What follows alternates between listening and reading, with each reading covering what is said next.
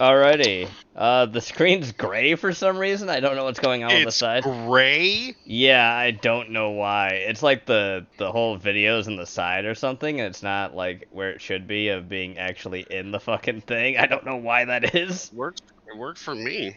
It's working for you, but my screen's gray. I don't know why. Might just I be don't this know what that's video. about. We'll see. You may just have to Let me just have to go. refresh. I'm gonna have to refresh. Let me take a quick Is check it here. gray for the stream? It was, yes. I'm refreshing now. It was gray for the stream? Yeah, yeah, there we go. Okay, it's fixed. I fixed it. It was a refresh. It was great for the stream. Oh It's boy. okay. Yeah, off to a great start. I know. Fantastic. I mean, that's what we do around here. Great starts. That's what we do. That's the kind of quality you can expect from the Heretic channel. Of course. It's quality. My name's Jenova. My name's Sheen Skinner. Welcome, everyone, as you well know us. Gene, we're talking about melt movies today. Yes, we are talking about melt movies, the subgenre of horror, as it were, because there are quite a few melt movies. Are there really though? I mean, not super a lot, but I mean, they're also in stuff that's not horror, There's too. like four. Four we could talk about, I suppose. um, but I guess before we do that, we might as well talk About the news? mundane WAP news. All right. Go. There you go. You're good. Go? Oh my goodness. Let me see. Where do I want to start? There's so much bad news. Of course, isn't there always? Yeah. New Jack City reboot in development. You ever seen New Jack City, Gene? New Jack City, no. New Jack City. It's a pretty fun movie. It's not bad. Wesley Snipes. We actually talked about that film, by the way. Zach. The melt orgy is in society. Yeah, the shunting. Yep, the shunting. But yeah, New Jack City reboot in development at Warner Brothers. Okay. I don't know. Some guy from some thing called Snowfall is directing. Okay. I don't know what that shit is. I don't really care. But it's probably not going to be as good as the original. I'm sure it'll all be about like Whitey. Of course. Shit like that. It's about crack. So it'll be about how, I don't know, what, the CIA Possibly, yeah. imports crack into the black community or some shit like that. Of course. I doubt it'll be as good as the first one. I mean, obviously. First one is fantastic. Sit your $5 ass down before I make change. Fantastic. But how is New Jack City going to be relevant nowadays? I don't know. I always feel like meth is like a white guy drug. Or trailer drug, yeah. Yeah. I think blacks are still smoking crack. Or heroin, yeah. Yeah, possibly. I always see heroin as a black person drug too. Yeah. Or, I'm sorry, as a white person drug. Okay. I guess it depends on the type of heroin. Maybe. I don't know. Do they have grape flavored heroin? I had no idea. Watermelon flavored heroin? Yes. Oh, sure. Oh, you'll have an epidemic on your hands. Let me get that chicken and watermelon flavored heroin, G. Get that shit. They're calling it Old Jack City. Mm-hmm. It's all about your colleagues, Jenova, colleges. Chicken flavored, yeah. Colleagues. It's colleagues, you know. That's not colleges. It's colleagues. No, that says colleges. Are you sure? It's like colleagues has a U in it. I don't know. I'm barely reading chat. So Robin Malcolm. So off the news. There's nothing really about New Jack City. It was just announced. Okay. So, Robin Malcolm. You probably don't remember her, but she was in Lord of the Rings: Two Towers. She played Morwyn. Okay. I don't know. She's in that movie. Maybe one of the Lord of the Rings nerds will know. Please, Lord of the Rings nerds, speak up now and be removed forever. She wants so you know Amazon is making Lord of the Rings series. Uh-huh. She wants Gandalf to be a woman. Okay, why? Because it's about time that they got rid of the patriarchal point of view of men in Lord of the Rings. Okay. and uteruses are magical. Of course they are, Not obviously. even kidding. Oh, She said Jesus something about how Christ. uteruses used to be seen as magical. What the... So that's why they should make Gandalf a woman. What the fuck? Um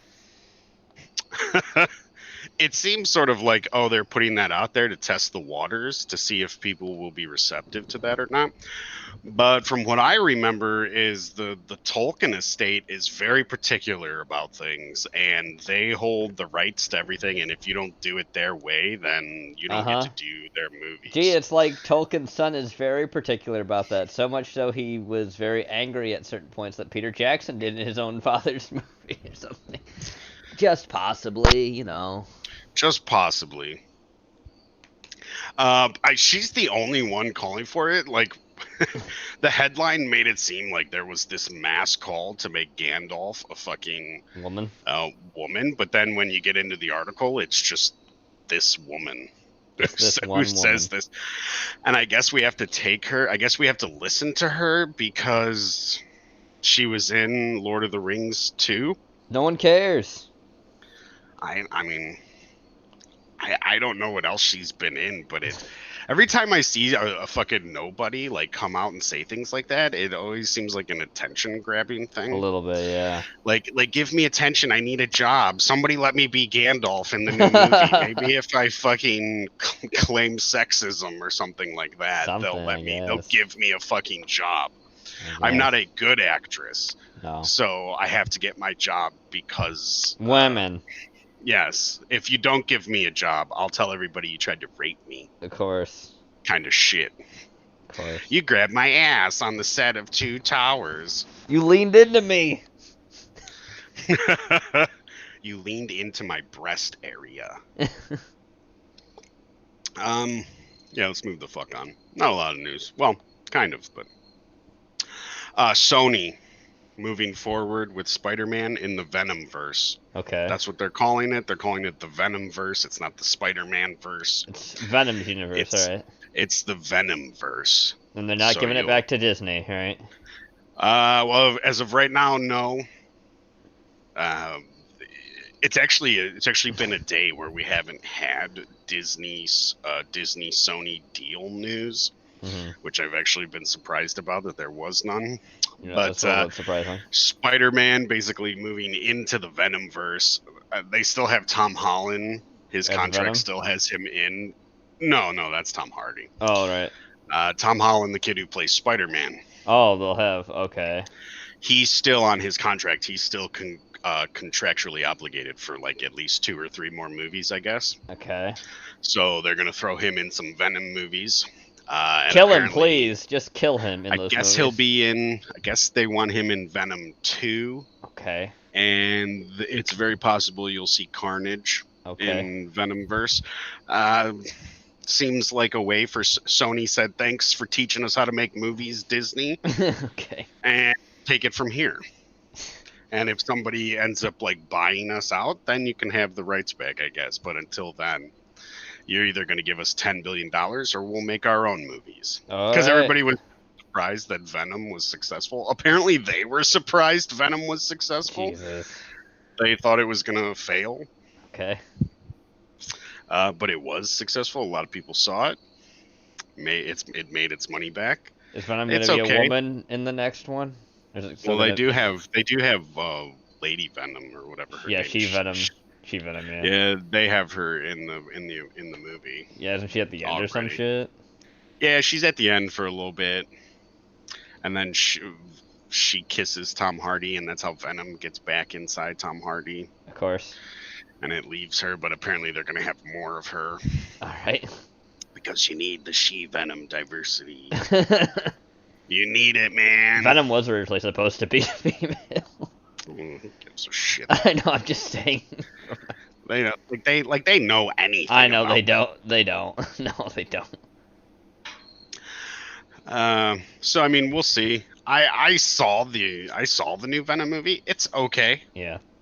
There's some The best parts are Tom Hardy talking to himself. You Mm-hmm. know, when he's Yeah, talking Venom. to Venom. Yep. Um, Aziz Ahmed, whatever that fucking guy's name is, who's not Aziz Ansari or whatever his faggot name. Not Yeah, that that guy. that dude from Not Parks the and Rec. dude Yeah. from not the dude from Parks and Rec. The other guy, Aziz Ahmed. He's in some other films. The guy who always claims that he was like racially profiled, Yeah. but it's never true. Yeah. That guy, he's pretty boring. That guy's a really boring actor, Yeah. and he always looks like a worm to me. But he's very boring.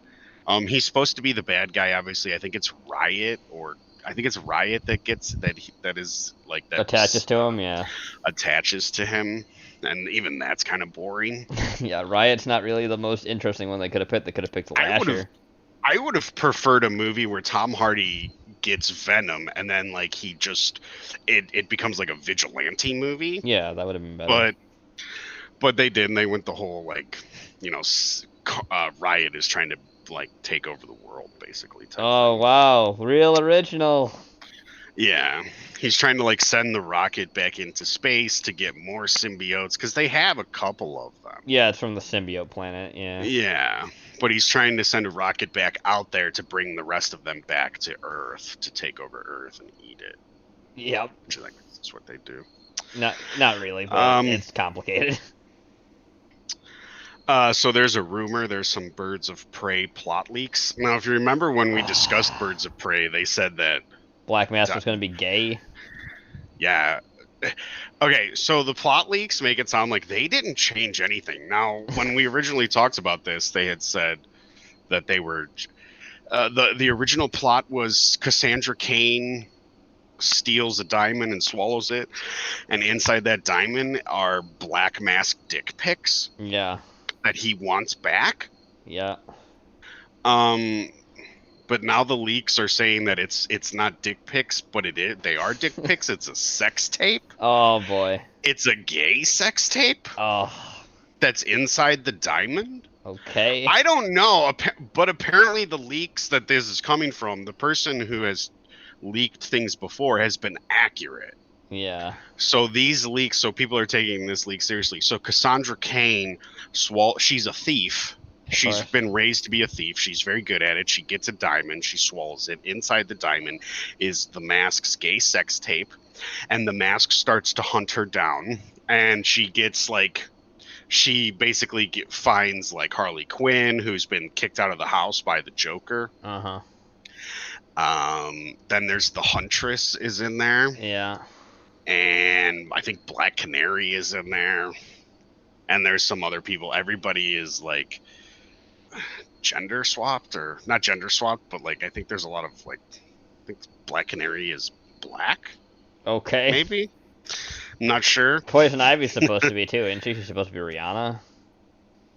Yeah, but that's for that's for the. I don't think that's for I think that's for the Matt Reeves Batman. Maybe. Which we'll get to that. That sounds gay as all hell. So it is. Like they said they were changing these things, but apparently they didn't change them. And now they're saying like, look, the movie is going to be like batshit crazy. It's going to be like really far out there, but it's supposed to be awful. It sounds terrible. Ewan McGregor as Black Mask. Ewan McGregor. I don't know. I heard somebody call it like. Somebody say like it kind of sounds like Suicide Squad with a different coat of paint. Yeah, a little bit. I don't think Harley Quinn is an interesting enough character to have her own movies. No. Which is basically what Suicide Squad is. It's just a Harley Quinn movie. Yeah, and with all these other people around it, yeah.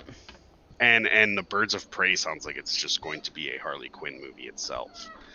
So, I mean, you'll have those other, but none of them are really as big as Harley Quinn. But still, not an interesting character. That's Zach and Chad's losing his shit. Look at God fucking damn it, cool Zach. Name your daughter after the coolest Batgirl. They says because not Cassandra Cain's not popular enough to get SJW. They says. She's a minority. Why'd you think that she wasn't gonna get JSW? She's Asian. Well, now she's. Now Watch she's out. really gonna get woke. Wow, watch out. She's got a stomach full of gay sex tape now. A digestive tract. So moving on from Birds of Prey, Mm-hmm.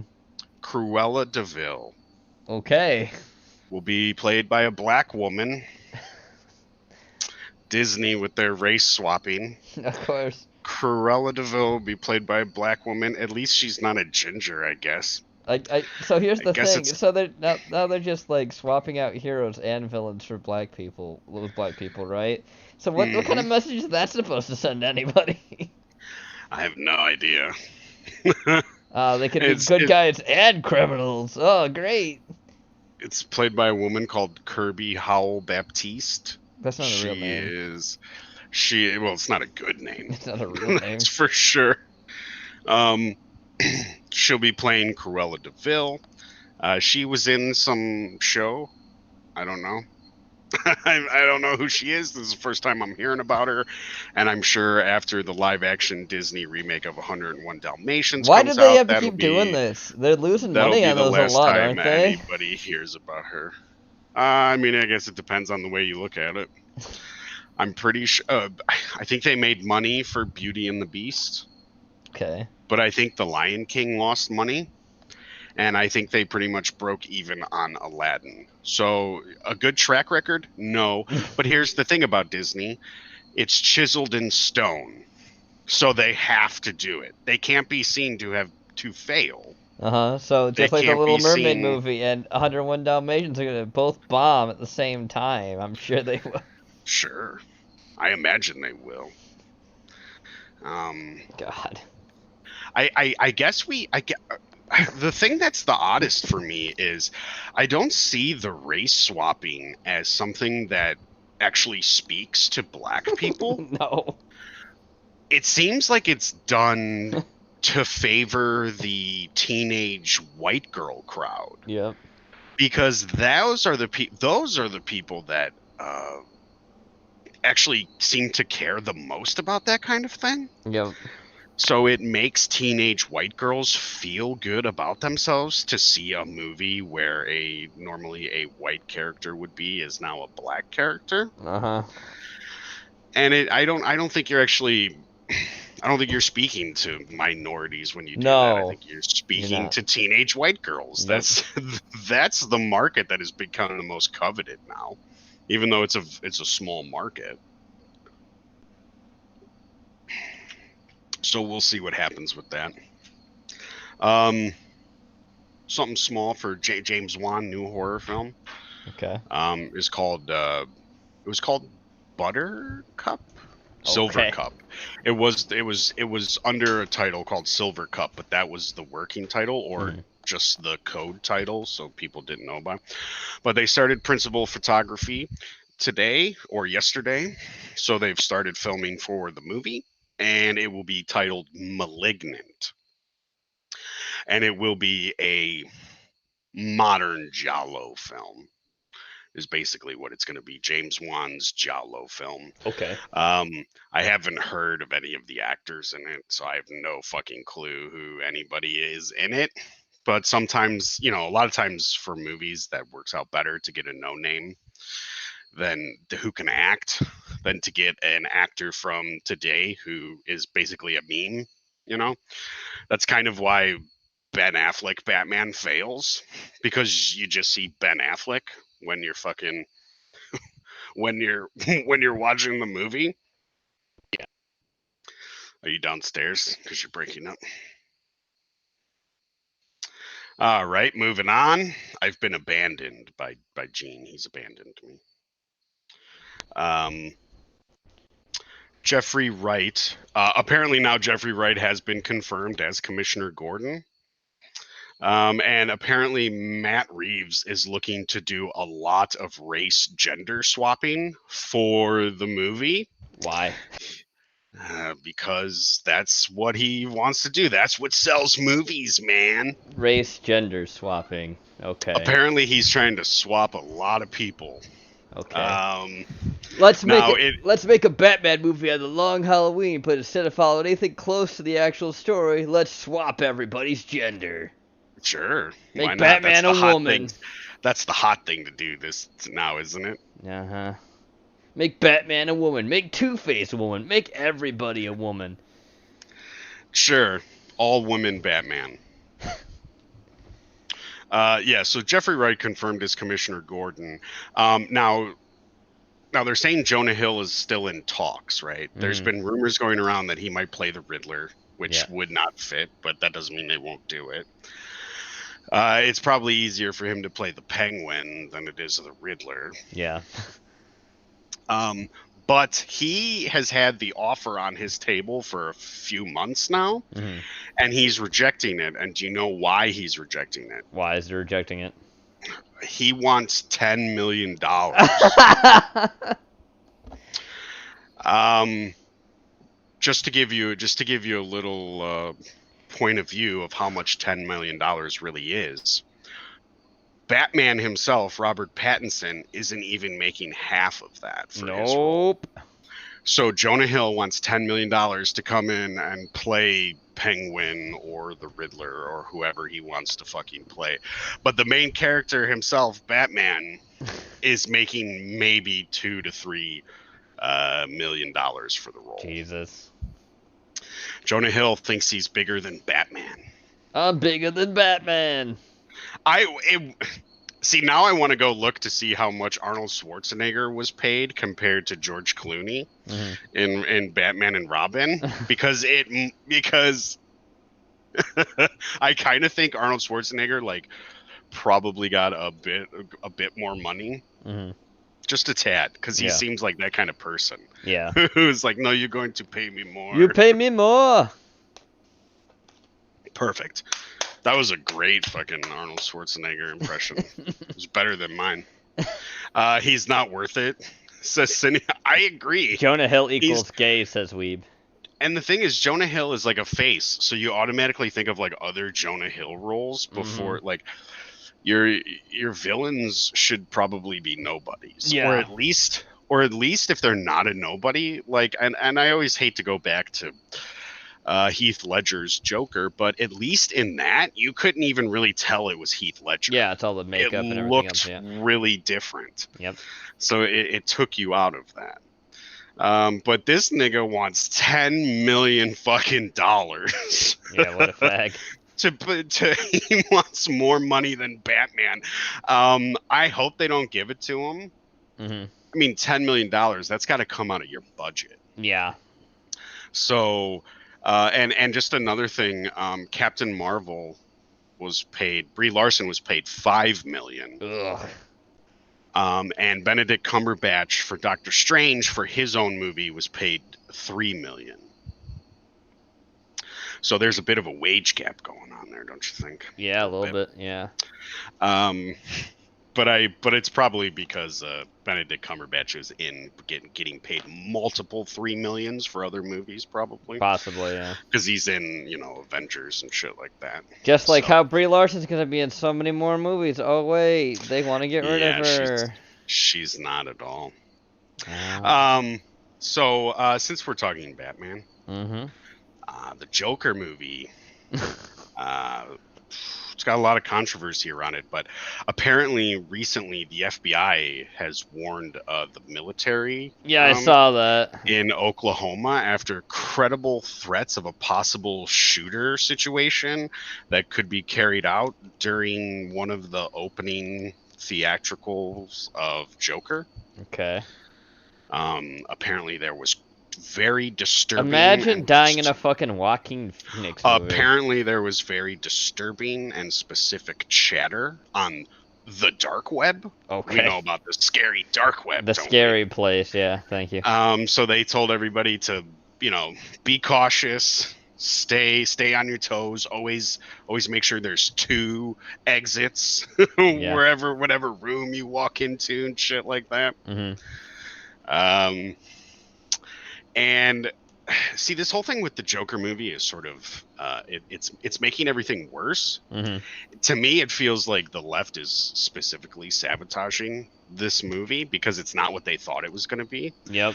and they saw more of a connection to like Incels. incels and like white terrorism, as they call it over on Vice, um, white terrorism, than they did to, I guess, Thomas Wayne being a Trump-like figure, Hmm.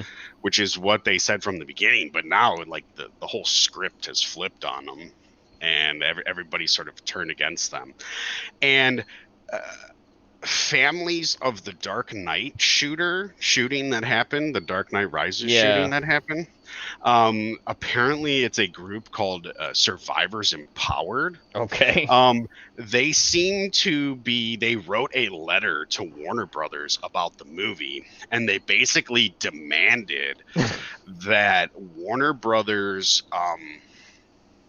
give them money Okay. or donate money to like anti-gun policies, No. which is basically the survivors or the families of victims from that shooting are basically saying, give me money to shut up so I can funnel that money to a progressive agenda. Great. Fuck those people.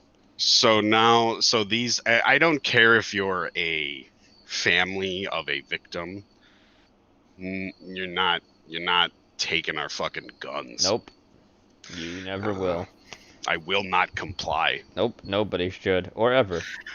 I and the fact that you would use your own dead, like son or daughter or mother, your own Yep. family as a political prop, It's disgusting. it is kind of fucking disgusting that they would do that. And if you're gonna do that to your own family, your own flesh and blood, then I don't trust you around fucking strangers. Nope. And from the I'm not going to read the letter verbatim, Hmm. but to me, it just reading in between the lines, it just reeks of give me money to go away. Yep. And I will give that money to progressive anti-gun, and they want them to like also give to places that will stop or interfere with political campaigns that take money from the NRA. It seems like a survivors group is sort of overstepping their bounds a little bit, Yeah. and they're stepping into your own constitutional rights Yep. to make themselves feel better. Yep. Um, Go you fuck know, yourselves. should have had maybe, arm yourselves. If there was a good guy with a gun in there, it probably wouldn't have been so bad, Yep. because that shit is real. Sorry, hate to Hmm. say it. Uh, but and then just a quick little. I wrote down like a couple things that were like small. Okay. Ruby Rose, Batwoman is not for old white men. She come out and she said it's not for old white men. Apparently, she thinks old white men watch CW shows, Okay. Great. which they don't. And even lefty critics it's been really hard for them to give Batwoman a positive view. Yeah. It, Gee, I wonder there, why that is. there's literally a quote that says I'm something a like, woman. "I'm a woman." Yeah. There's some quote that says from a review that says like its mediocrity is its biggest strength. Oh Talk God. about bullshit. Talk about some newspeak era shit right Yeah. there. Mediocrity is its biggest strength. Wow, that's pathetic.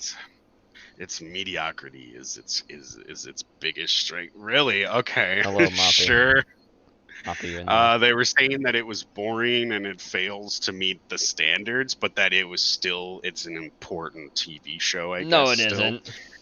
And now, Ruby Rose also said something like, if we do a season 2. So it looks like usually when these things come out, they're already working on season 2, but it Mhm. looks like perhaps The you may not even get a season 2. Oh. I think you will, because to not have a season 2 is to admit that you failed. Yep. And they can't fail. A season 2 for a show that nobody watches is basically the entertainment version of a Double Down. Of course. That's what it is. Yes, people are what we'll blow and waste the money for the 14 people that actually watch the show. and think it's like good, which is like 6 or 7 soy boys and their dyke girlfriends. So, and apparently Disney Star Wars has admitted that George Lucas felt betrayed by The Force Awakens and all the new Star Wars films. Well, he did call Disney white slavers in 2015. He did on the Charlie Rose interview, I believe. Yep. Now, apparently, he had laid out like some stories that they could do as part of like the whole like them buying the rights for like $4 billion. He's like, well, here's some ideas for some stories that I had if you guys wanted to go in a direction. And he sort of thought that that's the direction they were going to go in, but apparently they lied to him, and they're under no obligation to actually follow those stories. No. And here's the big thing too, at least I'll take with this George Lucas thing as well. You don't get to whine when you've made $4 billion. I agree. You sold, if you didn't want that to happen, then maybe you shouldn't have sold it. Yeah. You should have kept it. But you sold it for $4 billion. Yep. Which is more money than either of us and everybody in the chat listening will make combined. Yep. In 10 lifetimes. Yep. I don't feel sorry for you, George Lucas. And apparently his neighbors hate him, though. Good. Because he keeps trying to turn his backyard into Tatooine.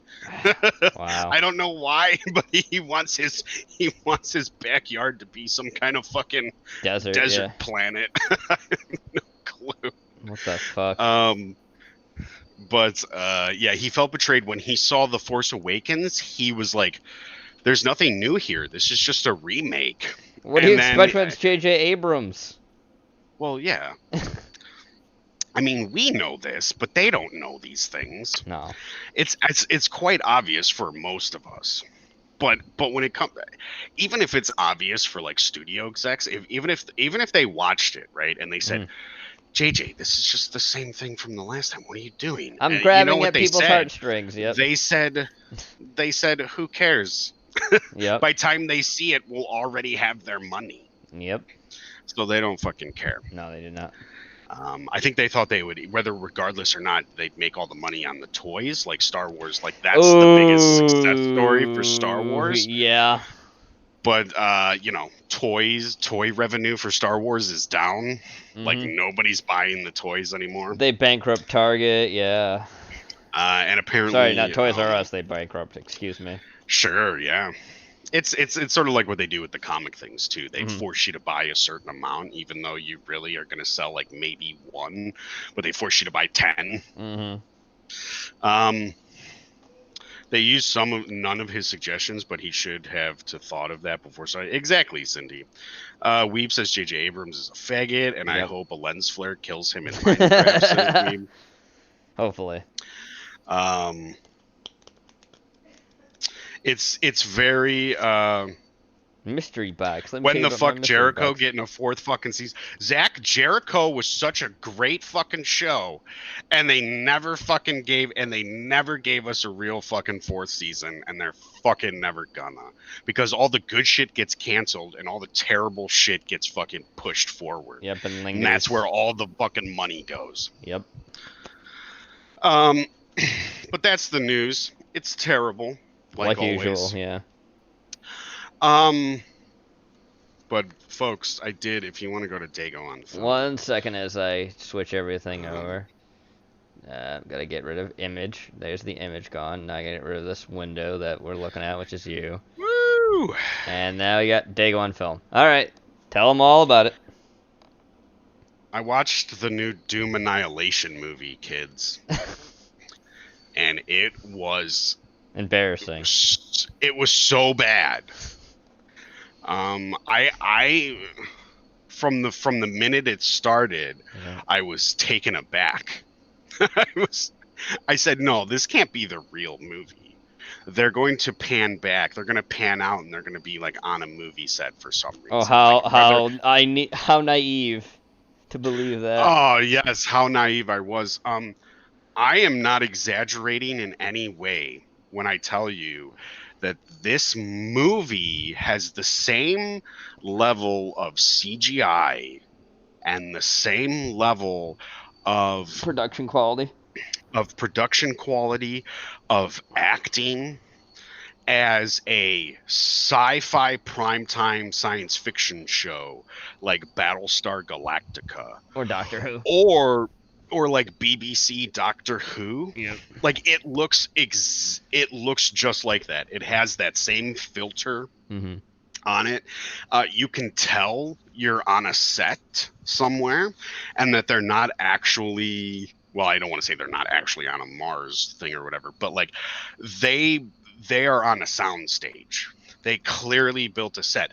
The guns look plastic as shit. It looks like they got a wooden block and cut it into the shape of a gun and then spray painted it black, or an ambiguous like gun shape. You know, like here's the trigger, here's the barrel.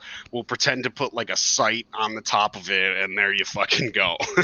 Like, that's all they fucking got. Correct, Rock. Id Software had come out and said they had no part to do with the movie. So the whole thing of what I was talking with Jenova with earlier is whatever company owned this movie for the Doom movie that originally came out made this movie to hold onto those rights. That's why it's shit too. Yeah, well, they make sure to put id Software's name right on the front. Of course of they do. Even though they had nothing to do with it, they say based on Yeah. the best-selling game from id Software, yep, or whatever. It is so bad. Okay, so I would rather watch the original Doom. It's almost a remake of the first Doom movie with Carl Urban and The Rock. It's almost an exact remake. Universal, and they admitted it, said Rock. Sorry, I was just they go to Phobos. Yep. There's like a CGI portal that is just terrible looking. It's so bad. Parts of it remind me of the first Resident Evil movie, mainly where they start to discover like the zombies in one of the Resident Evil sections, you know, and all the people who work there have turned into zombies. So you got these people with like white coats on and like, you know, military police gear on, but they're actually zombies. They're blue zombies in this. Now, sure, you could say they're demons, but they act more like zombies. Yeah. Than anything. So, and that's a big middle chunk of the show is them running from these like zombies. The show with it. Instead of the movie, dude, it feels like a show. I know. That's what you said. It feels like a pilot episode for a show. It's so hard for me to remember that it's not a show. It's actually a movie. And that's another thing. That's something I was telling you. It feels like this movie is supposed to probably be like a 3 or 4 episodes. Like it was originally started to film as a show. Yep. But then they, at the last minute, they said, fuck it, make it a movie, and then they edited it together. Your main character is Lieutenant Joan Dark, who her whole crew doesn't like her, but that only means something when the big white guy, skinhead guy, doesn't like her. Everybody else doesn't like her either. The blue-haired feminist that's on board, she doesn't like. That's another thing. Her crew is a diversity checklist. It's got like a Mexican dude and an Indian dude, a gay white guy, a skinhead white guy, some fucking white blue-haired social justice chick. Of course. No black chick, from what I remember, though. So that's a little. That's some impressive stuff, yeah. I wonder if the social justice warriors are mad that there's no representation for them. Obviously. There's some black nurse. Okay. Joan Dark, so they have to rip off another shooter too. Yes, Rock. It's like they ripped off the original Doom movie, combined it with Resident Evil, and then put in Joan Dark as the main character. Yep. I cannot stress to you enough how cheap this fucking movie looks. It's something where I recommend you see it. You don't have to watch the whole thing, and you don't even have to watch it from the beginning. If you just click into it and just watch like 10-15 minutes of it, you'll understand what I'm saying. The whole thing is cheap as fuck. A lot cheaper than I thought. I was expecting a movie. I was expecting it to look like a movie, at least look like a movie. No. But they didn't do any of that. Nope. At all. The soundtrack is very like early 2000s alternative hard rock. Of Is course. what it sounds like. It's embarrassingly bad, and that is my rating for this movie. It's embarrassing out of 5. That is the rating. Embarrassing out of 5. Embarrassing out of 5. They also have there's demon knights in it, right? Mm-hmm. And the demon knights, they have like they look blue sometimes. Like all the monsters are blue, kind of. Okay.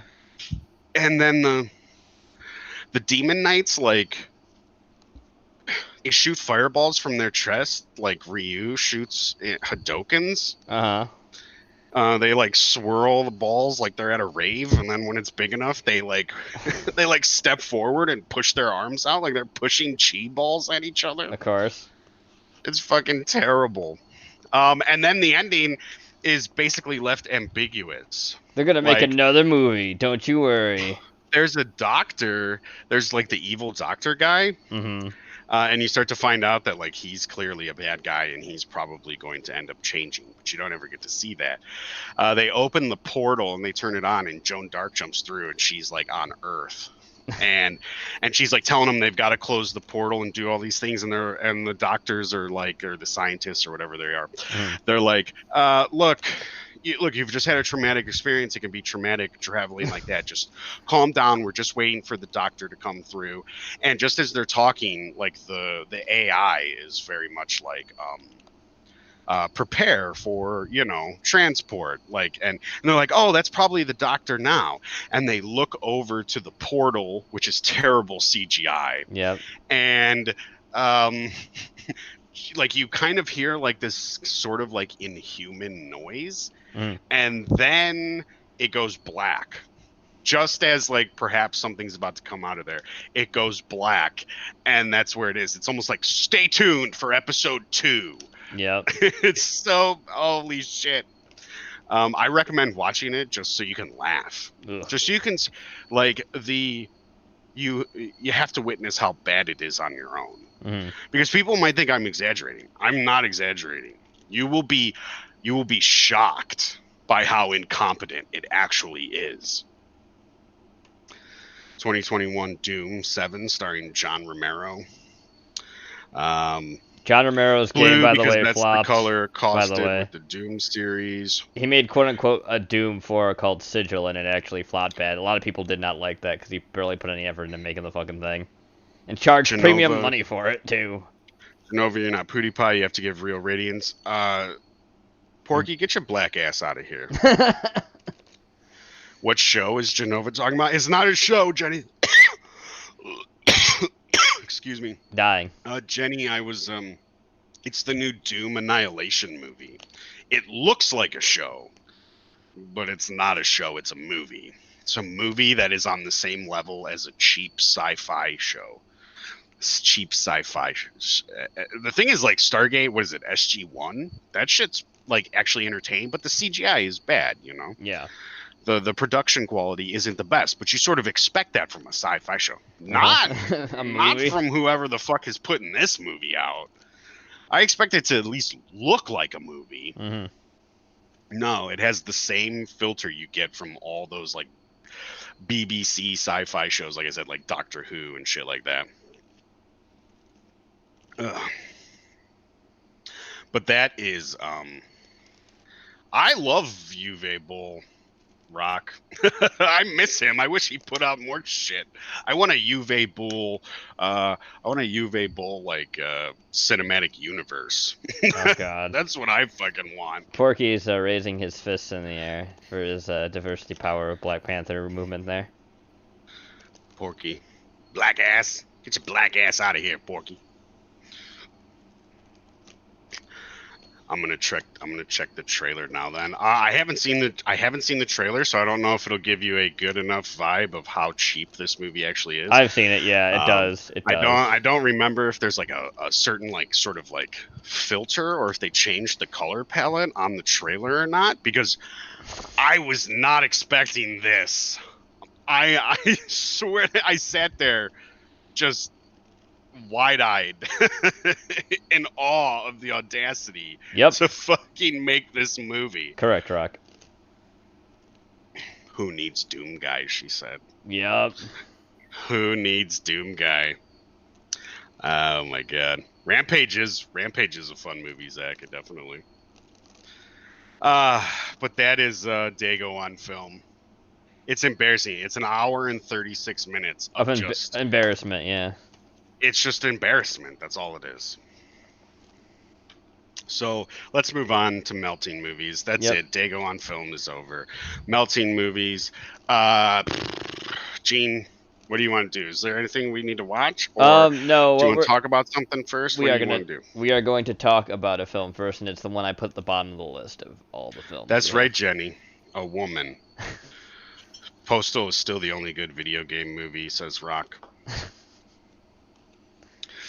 Go ahead. What were you saying? I'm going to talk about our first movie for tonight, and we'll watch the trailer for it and a scene when we get to the actual quote-unquote review for it. Body Melt was the lowest on my list of movies we watched. The lowest rated? Yes. It's pretty bad, huh? Yeah, it's pretty bad. It's pretty fucking bad. Not a lot of body melting? No. It's like body disfiguration from fucking drugs that these people are ingesting into their body. This is supposed to be what someone said was like the Australian version of The Stuff. No. It is not. No. No. Not even fucking close. This movie No, this stuff has, I mean, like, sure, there's a corporate conspiracy in both of them. Yeah.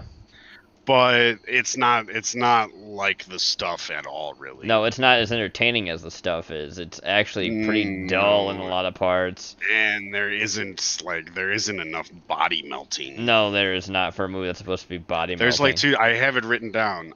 15 minutes we get our first true melting. Yes, scene. That's correct. It takes 15 minutes. Now there are some parts that aren't bad that I think is I think it says. I think the most important thing about this movie you need to know is the very first thing you see on screen is dumb films. Yep, dumb films, that's right. And that's really all you need to know about this movie is dumb. Dumb, yeah. I get what they're going for. Uh-huh. But it was discombobulated. It was very discombobulated, yeah. It didn't have some good structure to it. It felt like they were making things up as they went along. Like it's a J.J. Abrams thing, yeah. Yeah, and it felt like it was all just an excuse to get to like melting scenes that were kind of underwhelming. Yeah, they're pretty underwhelming. There was some okay gore that I didn't like. The lady who like she's like walking along and like the placenta falls out of her vagina. Yep. That whole thing with that baby. Yep, that goes in the guy's mouth and all that other shit. Yeah, he chokes on like the afterbirth or whatever that's connected to the. It's like it looks like a fucking alien. Yeah, it's like crawling down his mouth. Yep. And he fucking. We'll watch that scene later because that's I think one of the like better scenes. It's near the end of the movie where that guy starts to quote unquote melt and there's vomit everywhere and all of that shit. Yeah. You have that guy who's like his erection explodes. Yep. That like muscle guy who's like he's trying to get off but he can't, but he wants to have sex with this girl but he can't, so he starts to get he's one erection. Of those he's one of those hitman bodyguards that chick has. One of the big muscle guys. Then they sound and their voices are like really high pitched too. His dick just fucking explodes. Yep. But I mean, there's that whole long there's a third of the movie is the Italian Australians. Yeah. That end up in the bush somewhere with some family that is like cannibalist family. Yeah. That is connected to what's going on with the company. Yeah. Whatever the fuck they're called. Yeah. They're Vinaville, yeah, something like that. And the whole thing with that is that it was an old chemical dump, and that they decided to take those chemicals from that dump and make it into health pills. That's the whole. They're in Holmesville now. Yeah, I think it's called Holmesville. It's Pebble Court. It's Court. Yeah, some cul-de-sac that they've been experimenting on. Yep, with the stuff from the fucking facility, and the guys, and even the doctor's like, yeah, that place is a chemical dump. Like the fucking place where they say they get the pills from and everything else, that health resort, it's a chemical dump. Like no one's been there because it's a chemical dump. It's dangerous. Yeah, yeah, because one of the guys is like, "Oh, what are you doing at the old chemical dump? Yeah, Like, why are you there?" yeah, it's a doctor who when they come in and said like something's wrong with my whatever, blah blah blah. Remember when the Vimuville, that's what they're Venuville? called. That's I right. wrote it down. Remember when one of the things I was just laughing at when I was watching is the kid who's rollerblading. He's like, I'm gonna go right over the fucking top, and he gets Yes. smacked and fucking dies. Yeah, and he just lays out there. Yep, He just dies and lays out there because, like, his dad is like, "Oh, he went camping. Leave him alone." yep, But he just lays out there dead. yeah. But the dad melts too from sneezing The dad melts from sneezing. The mom chokes on on her her own tongue, tongue. Yes. which is like ever expanding Yep. and getting larger and larger. Yep. Oh, that's the other thing. There's no like real rules No, there's no rules to how this to stuff how works. somebody melts. Yeah, to Yeah. how like they call it body melts, but an expanding tongue isn't really your body melting. No. There's the guy I that think, basically drinks the fucking, dish cleaner, and then he gets like the yeah, worms in come out the of his neck. beginning, Yeah.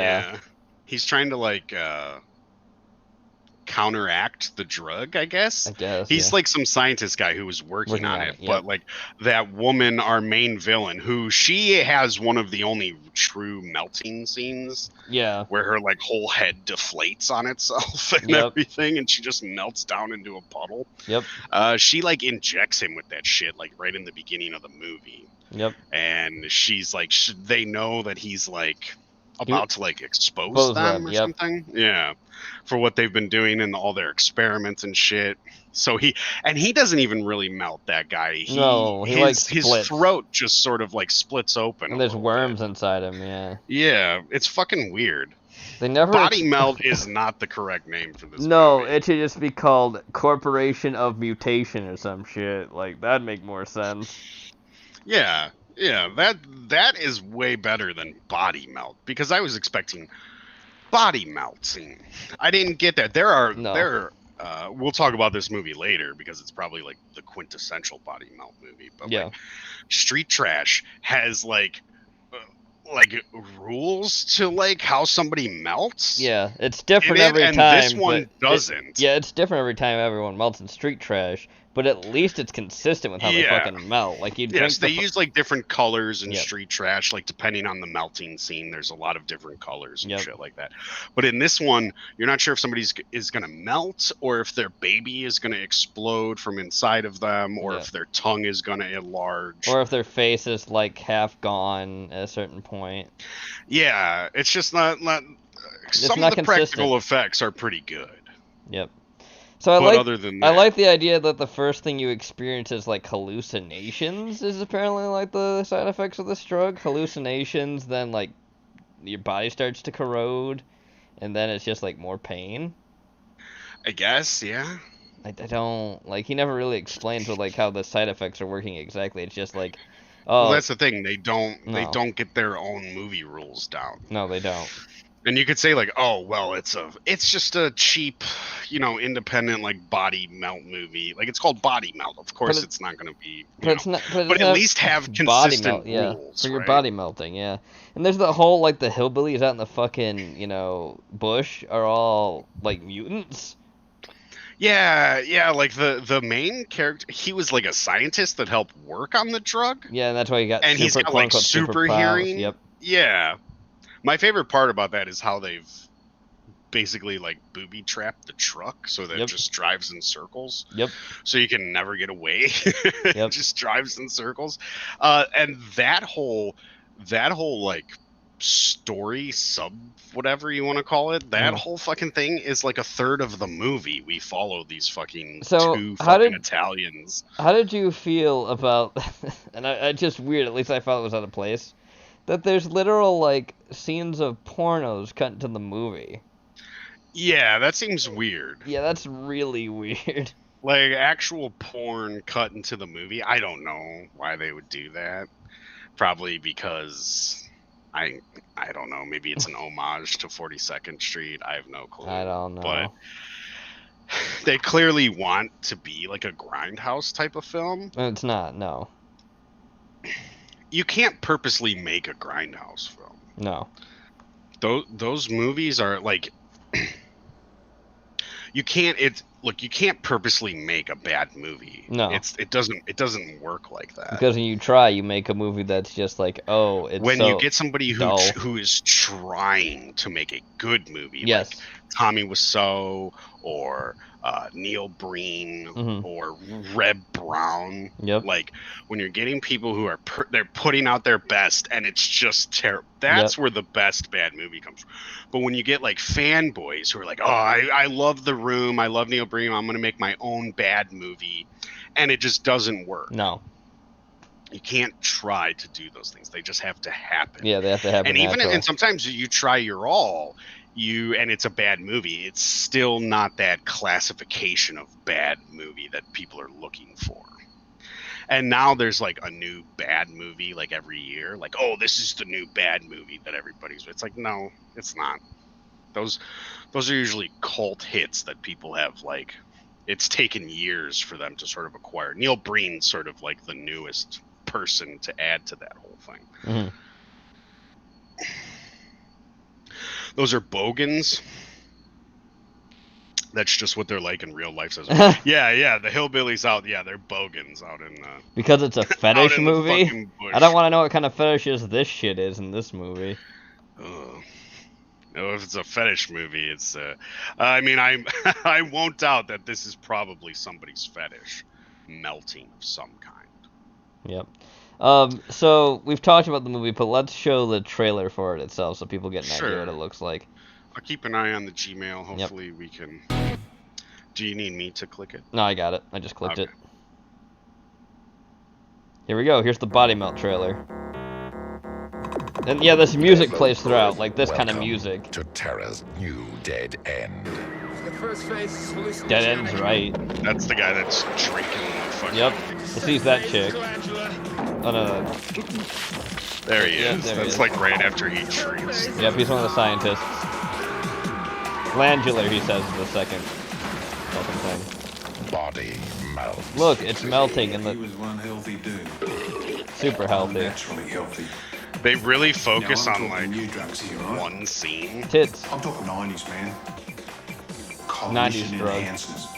Designed to take your mind into new, phenomenological dimensions. She does. That's the lady who. She really has like one of the only melting scenes. Yep. In Sleepy Pebbles Court. Sleepy Pebbles Court. Those whole hallucinations I didn't get like the, because she's like that girl with the fucked up eye after that.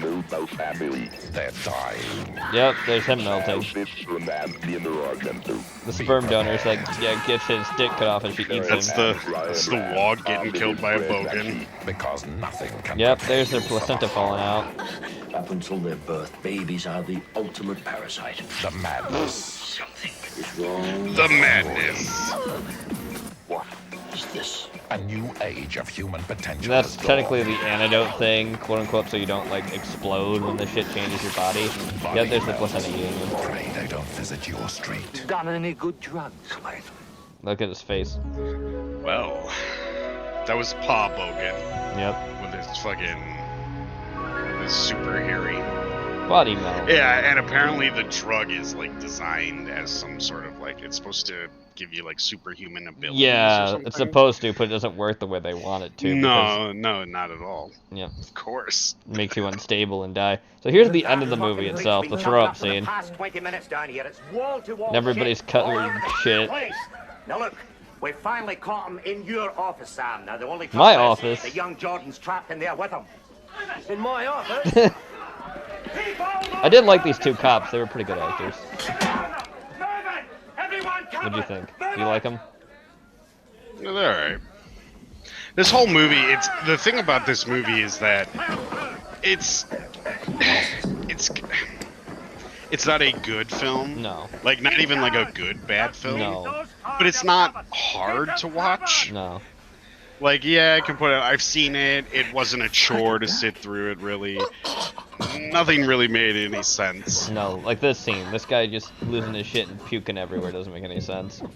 No, it's like they just wouldn't admit that the movie was over. No. That's when they have that whole thing at the end, too, where the vitamins are on the fucking, shelf now. Yeah, because he needs some aspirin for his headache, and the cop goes in to get him aspirin, and there's Vimaville vitamins on the shelf. Even though they saw earlier that all those got like confiscated and everything else. Keep away from the door! Yeah, but they're still there. Some cheap, cheap Both. corner store. He's sick and infected at the same time. Just shoot him!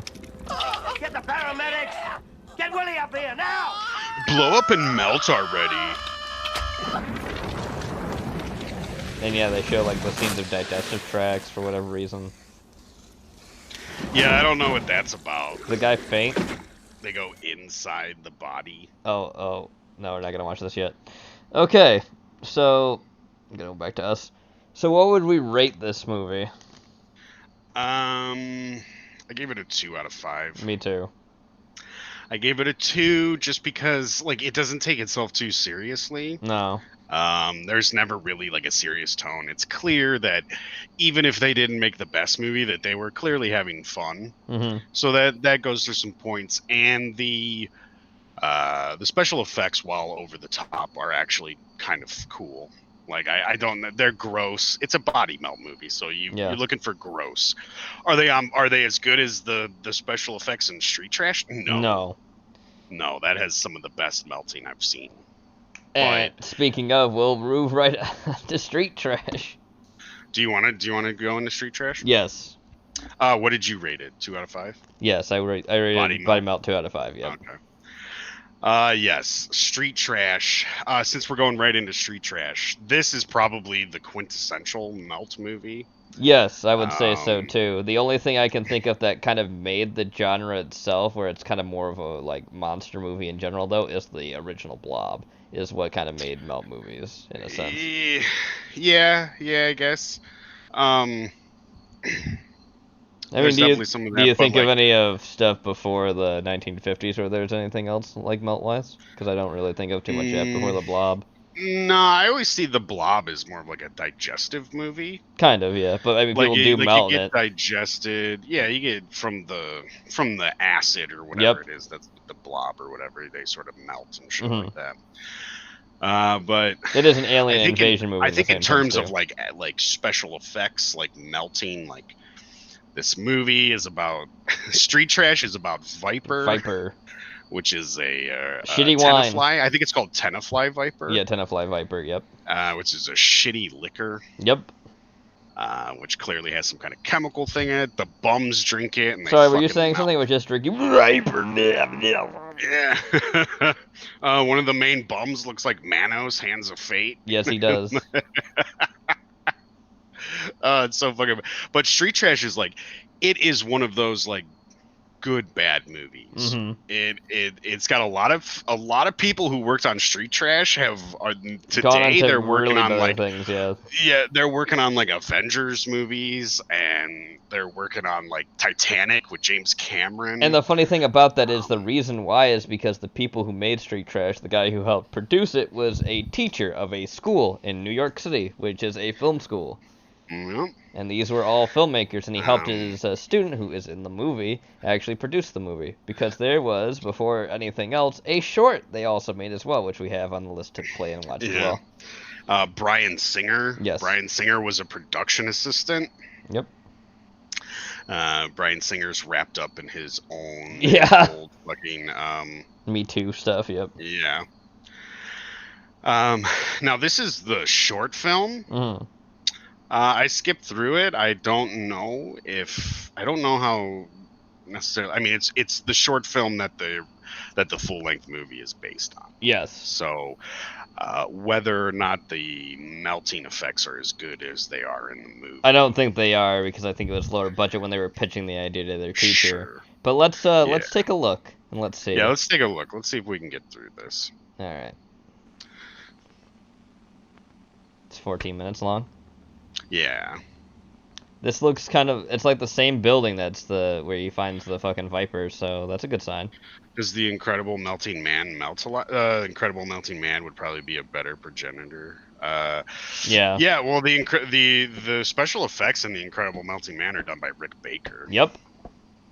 So, even though it's a shit movie, the special effects in The Incredible Melting Man are fucking awesome. What's going on with the camera? I don't know, it's old. I don't even know if it's still called Viper. Let's see. It's out of gin, maybe. Oh, Thunderbird. Oh, that's right, it's called Thunderbird. Viper was such a better name. I'm glad they went with that. These are empties.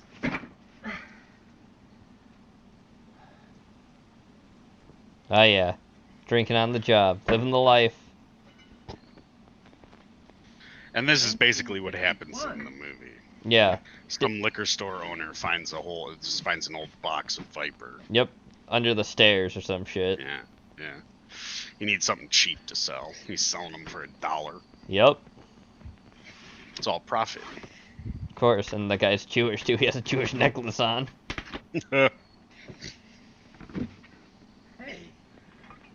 Hey. Didn't know this was here. Well, now you do. I guess you better sell them. It was actually kind of more older looking than how this looks now. What the? But yeah, same kind of stuff. He's got that shit on. He's like, what? Well, I like these bottles are bigger than the Viper bottles too. The Viper bottles are a little smaller. They look like Jaeger bottles. The Viper ones do, yeah. Yeah, yeah. They refined it for the main film. They did. It's the same shop. Oh look, it's even one of the bums from the fucking movie, I think. Same bum. I wonder if that is him. Yeah, it looks like him. Enter the fool. Enter the fool. Ed, how are It is! Dutch angle. It is. That guy dresses up like Manos. That's good. Glad Yep, he does. What do you got for me today? Well, you pays your money and you takes your choice. Got $1. I got $1. Great. Hey, Ed. What you got here for me? Nothing's Yeah. $1. Same name as Ed, too, but they changed the actor who plays this dude. The bar guy, I mean. Yeah. Man, he looks even filthier in the full movie than he does in this. What about your $1? Yeah. He might as well be in blackface. He's so dirty. Yeah. Wow, it's like the same music, too. I'm surprised, like, how much it's not different from the end product. No, they really just refined things for the film. Give it a different name, a better bottle. You know, now that you've got kind of a budget. Yep. It's called Trudeau Face now. Life in those goddamn computers. Computers. I told you to stay away from him unless he was gonna give you some money. You wouldn't even buy me a drink. That's what you need, a drink. The acting's actually better in the movie too. Yeah. It's like you don't expect there to be like good acting, but it's actually pretty good. Oh yeah, that's right. He steals his Viper just like in the original movie too. That's what happens throughout the whole movie. Is that guy always gets his hands on Viper, but somebody always steals it from him. And then get fucking melted. Yeah, and then they melt. Yeah, that's the same guy who plays Paulie too. That's funny. That's like they got the same actors from the short. Ready? Hey, Wheezy. Yeah, this happens in the movie. He gets attacked for money by another bum. Yep. Get you, you fuck. Yep, that is Wheezy too. Wow, it's the same people. Like the only person I've seen change so far is the bartender. Everybody else is the same actor. Yeah. Yeah, drink that Thunderbird on a toilet. That's where he's going too. He's going to the toilet. Jenny posted a GIF. Yeah, she did. Yeah, thing that is a good melting scene, Jenny. Yep. Raiders of the Lost Ark. Raiders of the Lost Ark. Yep. Well, time to die, Polly.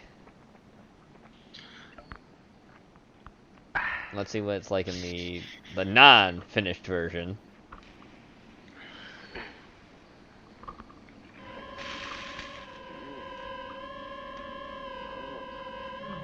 See how it compares, because he's supposed to be sitting on a fucking Toilet, yep. Well, I mean, they're going for the color thing. Yep. I'm gonna guess all the pumps and everything are under the actual coat. Yeah. Oh, his hand's gone. That's a cool effect for being where it is. Oh, mustard, ketchup. Oh yeah, he's all bone. Look at that. That's cool. I know it's just sticks, but you kind of get. That's cool. Sure. No, Good, they kind of. Yeah, good cutting, good editing, and all bad. that. Yeah. That's not bad. Okay. That's the guy who's the bartender in the original one. I mean, not the original one, but in the actual finished film. That's the guy who's the bartender, not this guy. Because that's him. So he replaced the bartender, okay. I'm just gonna sleep. Like the bum I am. He doesn't even look like a bum. He just looks like a normal dude.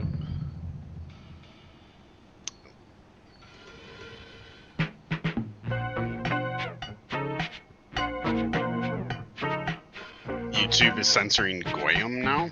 Yeah. What a fucking joke.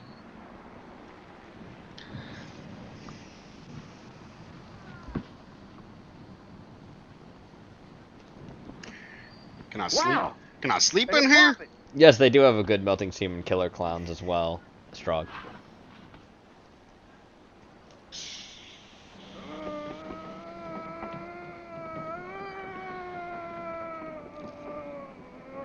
It's a wild animal.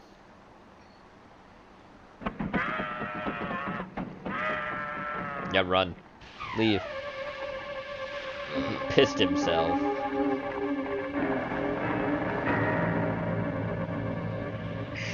If you spell it with the I, it hides it. What a bunch of bullshit.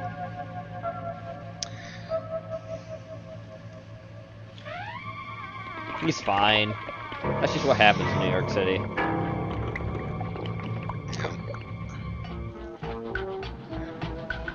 That was Mayor de Blasio's presidential campaign.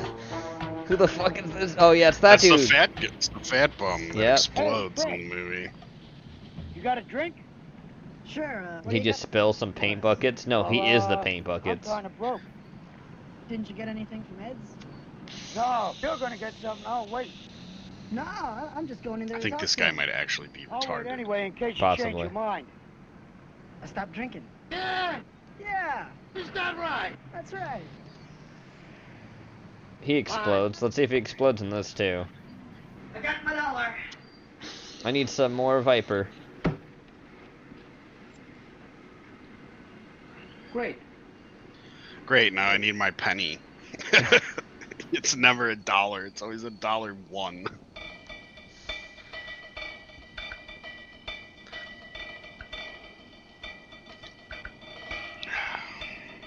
Yeah, oh, it's gonna be the same scene where that guy explodes. So this is all the presentation he needed to show his teacher that, yeah, I want to make a film with this stuff. Can you help me make it? Okay, sure, we'll make it. 14 minutes short. Turned into a feature-length film. Yeah, it's like an hour and what, that 20 has minutes? like a massive cult following behind it. They're gonna do the exploding scene. Yep, they are, yeah. Which in the feature-length film, he's actually filled with Drake cakes. Yep. Because it's the only sponsorship they could get. Yep. So they just had boxes of Drake cakes on the set.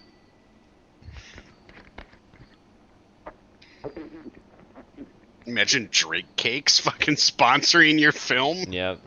Oh, it's under his shirt. That's where all the stuff is. I can see it already. Yep. Esau? Esau, is that you?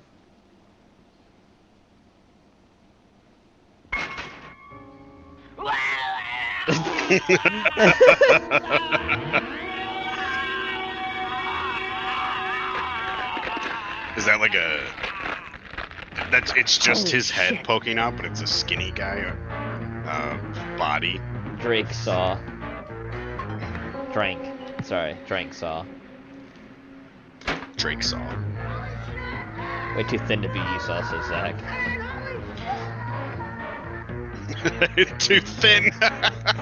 Oh look, here's Wheezy.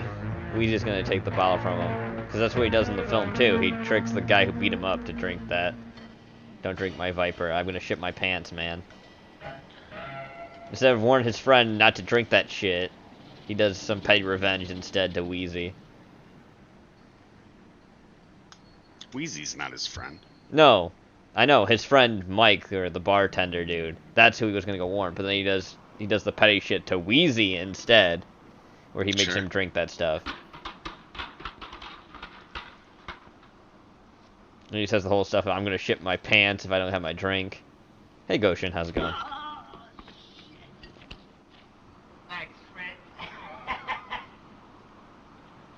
Luigi, don't take my Viper, man.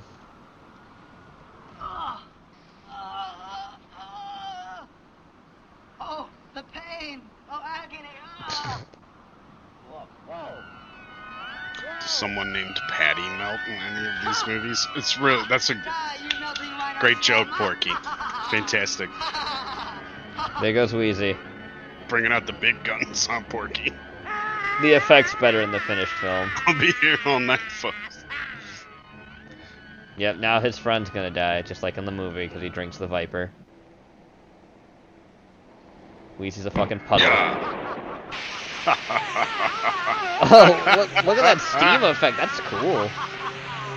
You deserve to die anyway, didn't you, Wiz? Wiz. Sorry, it's Wizzy. You told me the stuff was old. And what happens when the cheap stuff gets old, Wiz? Huh? It melts people, apparently. Gotta tell Ed. Yeah, you should go tell Ed then. Too bad you're fucking around with Wizzy.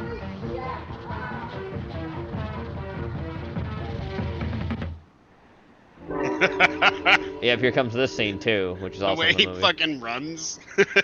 He runs away with flailing his hands. Yeah, in the that was air. funny. Oh look, a skeleton.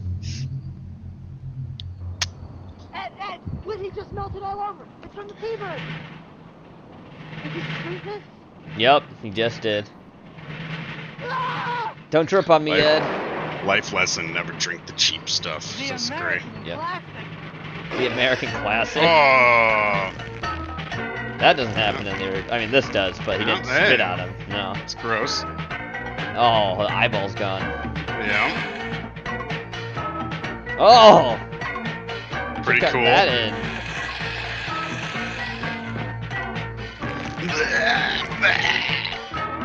So fucking gross.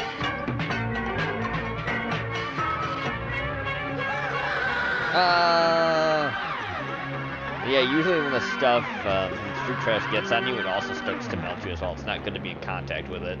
Yeah, we see that in the movie. Yeah. Did he just steal all the Viper? Or is other people I just think steal the they're yeah, they're looting. Just make it dead, taking his shit. All that free liquor for all those bums. Alright. Hey, he's got a gas mask, except Got he's third. white in this instead of black. It's got all the Thunderbird. Yep. That was a weird fucking pause. That was a weird pause. Yeah, it was weird. So that was the original Street Trash short that eventually got made into a movie. Yes. Now in the original Street Trash, we get like we get a lot more to it. And they're really almost particular about their colors. Yeah. I was keeping track of like the colors that were used in every melting scene. So you get when when we see the opening melt scene, which we kind of saw in here, except the guy is on a toilet after he steals. We have that as the next scene actually, if we want to watch that. Oh yeah, oh sure. If you think we can watch it, go ahead. I believe we can. Let's go to it. Now there's a lot of like blue and. Oh no, it's the green and trailer pink. first, right? Sorry, I forgot. We'll see a lot of chefs though, so we'll see and we can talk about it. don't need this. Are you There's tired that. of There's the Esau. same old routine? This Busting fucking your guy mouth. fucks a corpse Yep. Getting nowhere. and gets syphilis. Yes, he does. The boss. Is he always on your back? There's a gook, as they call her in the fucking Yep. movie. The wife Sideways pussy. and the kids. Sarah. They never See, now he listen. looks like he's a bum. Do you have the penis keep away scene? The penis You ever keep away feel scene like is funny, getting the Strug. whole Yeah. thing? I don't know if we'll actually Well, now see you it. can. I don't think we will. See, Drop out. join the ranks of the few. The filthy. The filthy. The trash. That woman gets raped. Yeah, she gets gang raped by bums. Yep. Live for free. There's that guy again. And eat for even less. Oh yeah, stuffing shit down his pants. Well, be forewarned. Here comes Viper. Freedom has its price. It's called Yes, Viper. There's always a snake in the Garden of Eden. You saw it could afford to melt off a few pounds. Those Porky. Here's to you, pussy. Oh yeah, here's to you, pussy. There's Wheezy. Oh, there's the toilet scene. We'll see the whole thing though. And there's the guy who explodes. Don't drip on me.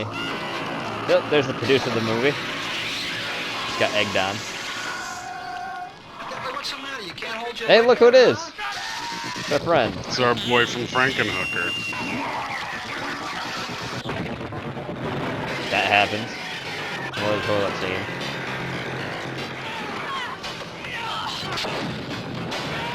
Street trash. It's easy to find us. Woo! We're all over the place. There's no I'm origin guessing there's story. not an No. origin story for the Viper. It was No. just, yeah, Jenny, it's kind of just there. Yep. The guy just finds a box of this old shit. Here we go, the and toilet underneath melting his scene. fingers. Famous scene, because the guy has like a missing leg.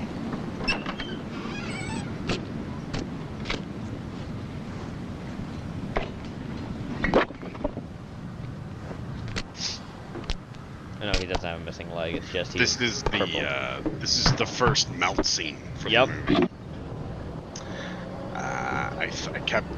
I tried to keep track of them. Mm-hmm. Give me a second here. Viper. You getting your case today, Jenova? A Viper? Mm-hmm. Exactly. It turns his tongue blue. There's 7 melt scenes in this movie, Correct. and they're all awesome in their own way. Yep.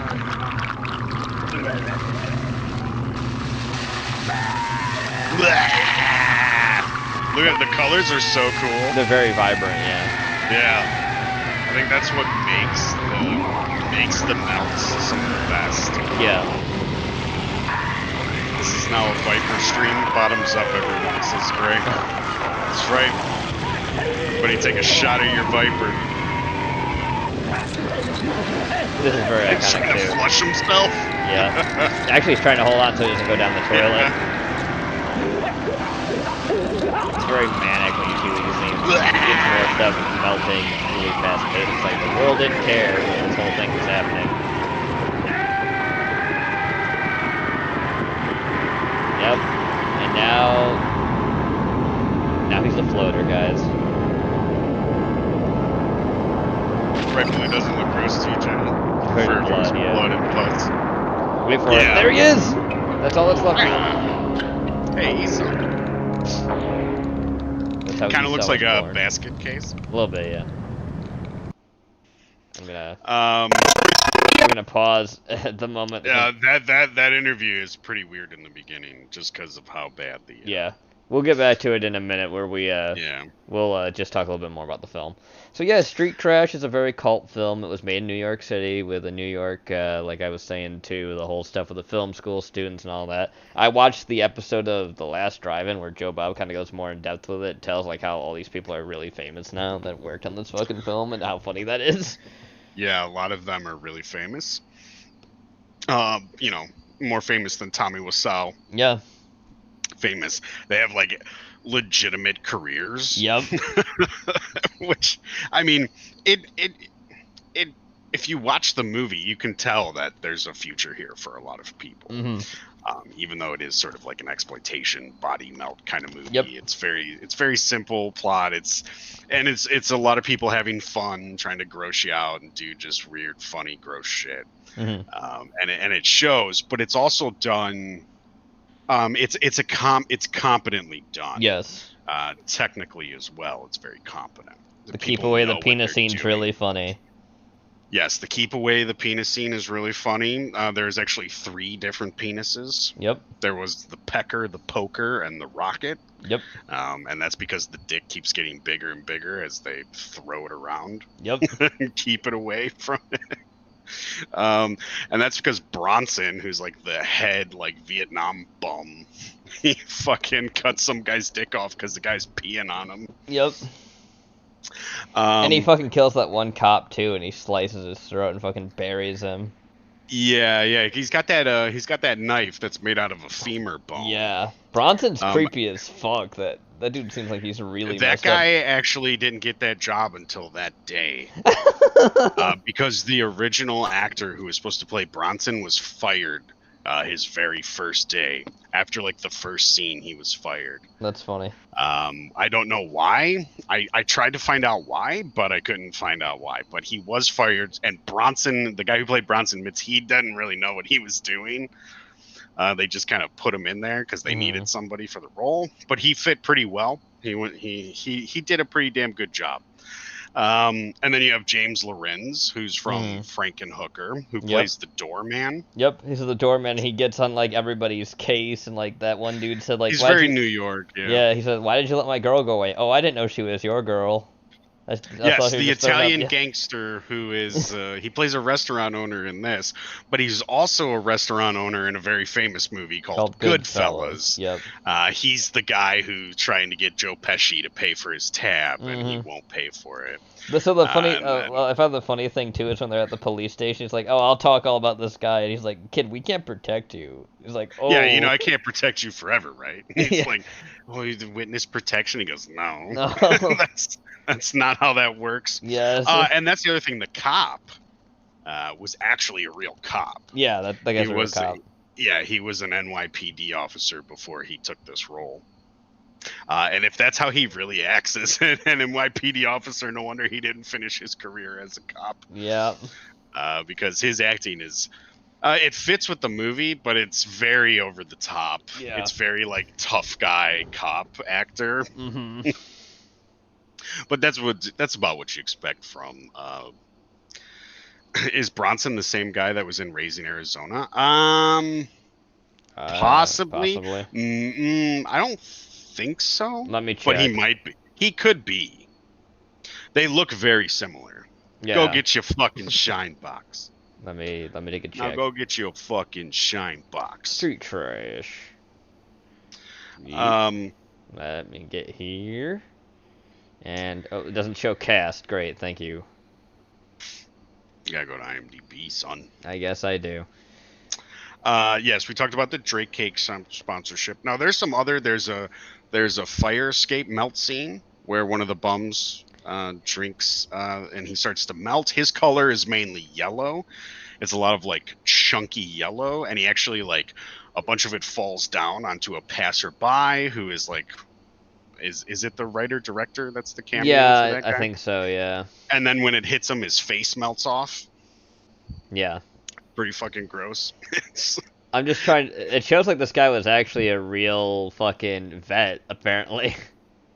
Was he? Vic Noto is the guy's name. Yeah. Yeah, Vic Noto. Yeah.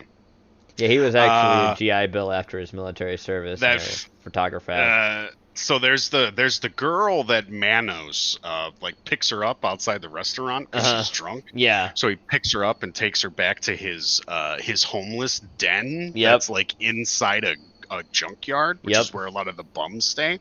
And he fucks her. And then while he's like passed out or doing something else, a bunch of the other bums come and gang rape her. Yeah, they like rip out the back of the house and pull her out of it, and they take her off to. What happens is he basically tries to like have sex with her once, and he fails because I think he like comes too early. Okay. And then that's when she's laughing at him the entire time. He's like, "Stop laughing at me," and all this other stuff. And then her body is found by the fat junkyard owner, who then fucks her corpse. But one of the cops tells him that the third to last guy to rape her had syphilis. Yep. That guy's already scratching his groin Mm-hmm. because it's clear he's got something.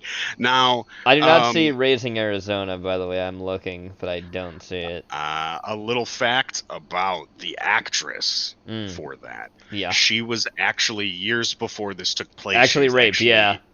Yeah, she was attacked and accosted by thugs in New York. Mm-hmm. So she actually went through something very similar in her life. Apparently that brought back. So I guess that triggered. Yeah. I always hate being the one that talks over someone. I really do, but it happens all the time because it's just me. Stop fucking talking over me, Gene. You're like, oh, I'm sorry, I don't mean to interrupt you, but then you continue to interrupt me. Go ahead, I don't give a shit. I find it rambling anyway. I find it funny because fucking Vic Nato here was actually on The Sopranos, right? Oh yeah, who do you play? He played a character called Viper for one episode. I just find it funny that the name is Viper of all things when that's sure. It's probably a little nod, even though I doubt Sopranos. People who watch The Sopranos would know what the fuck that was. Yeah. They probably don't know Street Trash. No.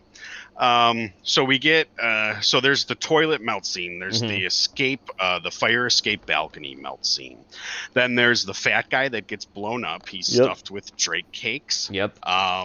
Then there's the skeleton face melt scene, which has a lot of like purples and blues and yellows in there. Correct. Which is kind of similar to the melt scene that we see in the beginning of The Short, where it's really going down to a skeleton instead of them replacing it with the toilet scene that we watched.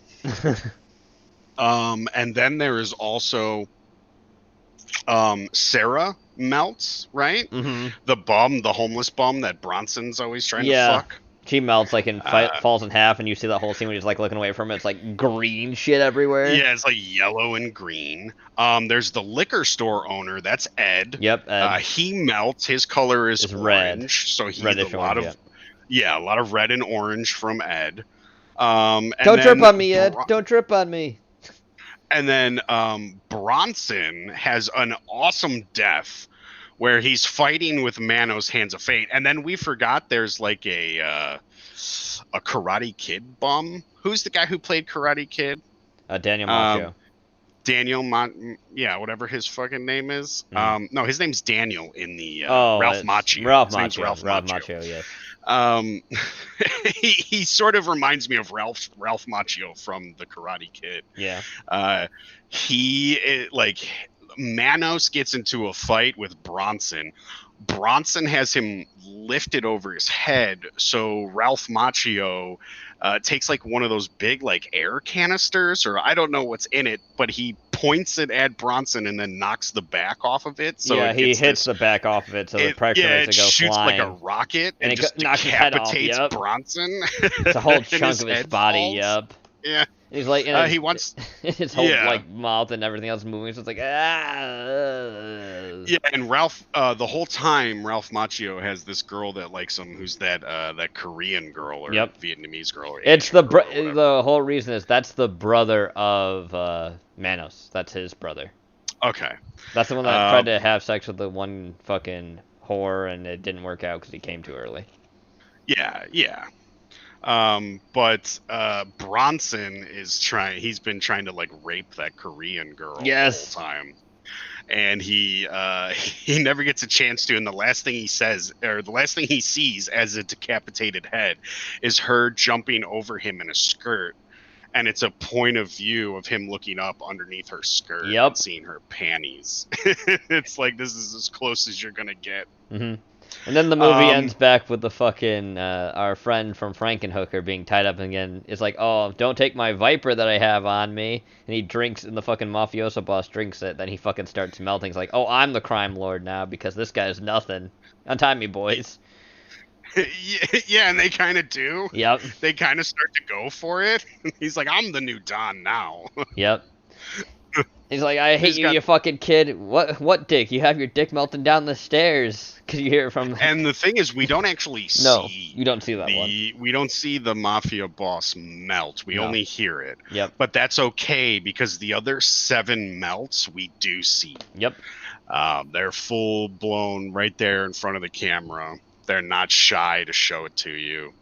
And it's just gross. It's a lot of paint, obviously. A lot of paint. I like it. A lot of vibrant colors, but it sort of fits with the street trash thing. Mm-hmm. And yes, Jenny, I agree. It would probably be grosser if it was like blood and pus and it was more realistic. But I think because it's not necessarily like a real it's not necessarily a realistic melt. It's the colors that really add to street trash. Yeah, it makes it very vibrant and very colorful. Yeah, it makes a lot of stuff because it's really grimy the entire time. It's grimy, greasy, dirty. Yeah, and then you we're get dealing the with a lot of colors. bums. Yeah, it's all about the bums and the homeless people and like a real shady part of New York. Yep. Where all the fucking hoodlums are. Where that one guy who's his friend, who's the black guy, sticks all that like raw chicken and shit down his pants. Oh yeah, that guy. He's like, yeah, give me $3. I'll go get us something to eat. But he just fucking, he's just shoplifting. Yeah. And then that old white woman catches him. And then a black officer comes like, oh, my brother, don't do this to me. I'm not your brother, dude. You're bum. Yeah, it's pretty funny. They actually had to pay $500 to film there. Yep. It's one of the only places they actually had to pay to film. A lot of it was done sort of guerrilla style. Yep. Like Larry Cohen. Not too many fucking permits for the places they were, but this was one. It was shot in the middle of the night while the place was closed. Yep. And they had to pay the store $500, probably because of the damage. Probably not only just to film there, but like, you know, that guy's putting real food down his pants. Yep. You can't just put that back on the shelf or anything. No. So, and I mean, one of those chickens like came out of its package. Yep. it's always fucking gooey and bloody anyway. Yep.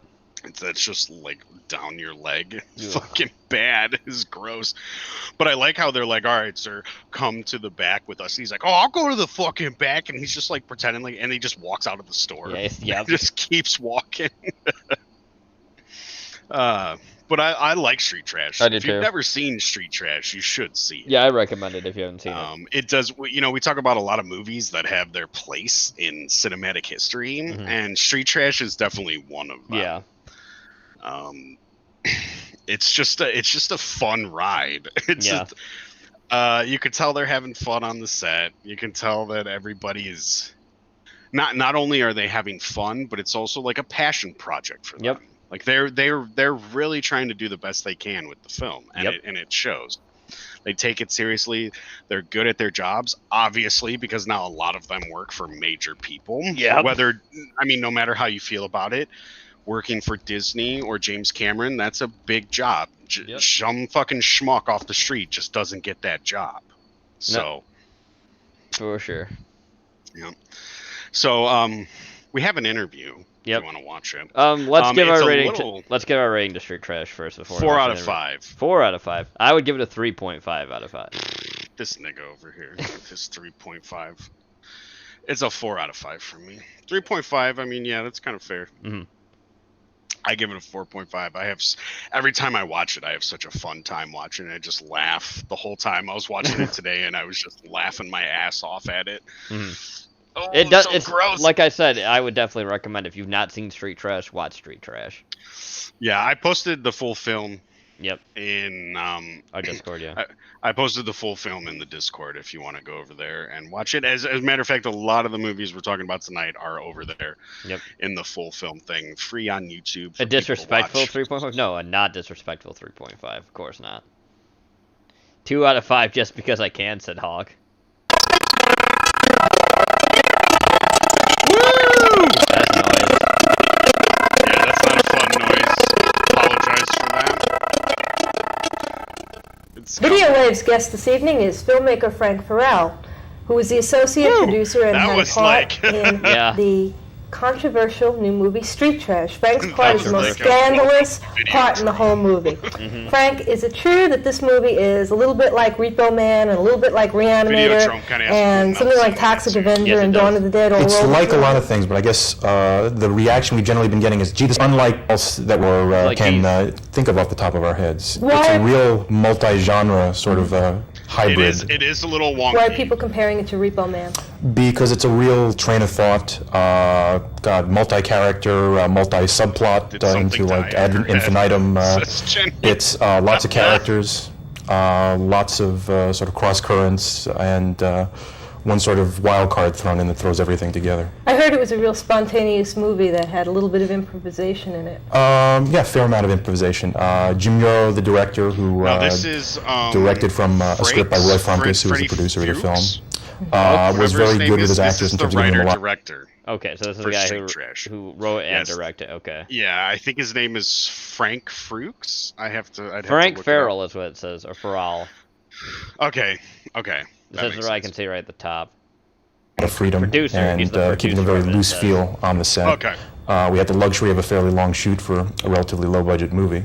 I heard that the script was written around the location, which is a car. Yeah, it was an auto collision yard on the Brooklyn-Queens borderline, sort of adjacent to hell.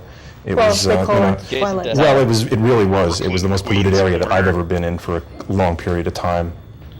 With right downstream from a slaughterhouse with pigs' heads floating by.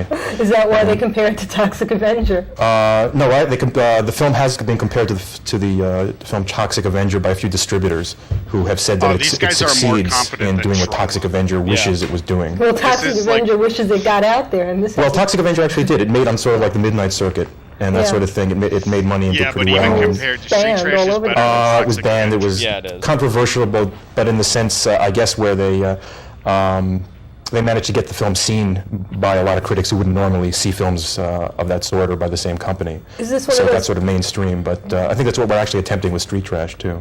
It isn't one of those give Jerry Falwell a heart attack movies, or This would give Jerry Falwell's entire state a heart attack. I'm sure I'm Jeff serious. Burke I'm probably will have serious. seizures. We had our premiere screening down at the Ziegfeld Theater on the 24th of September.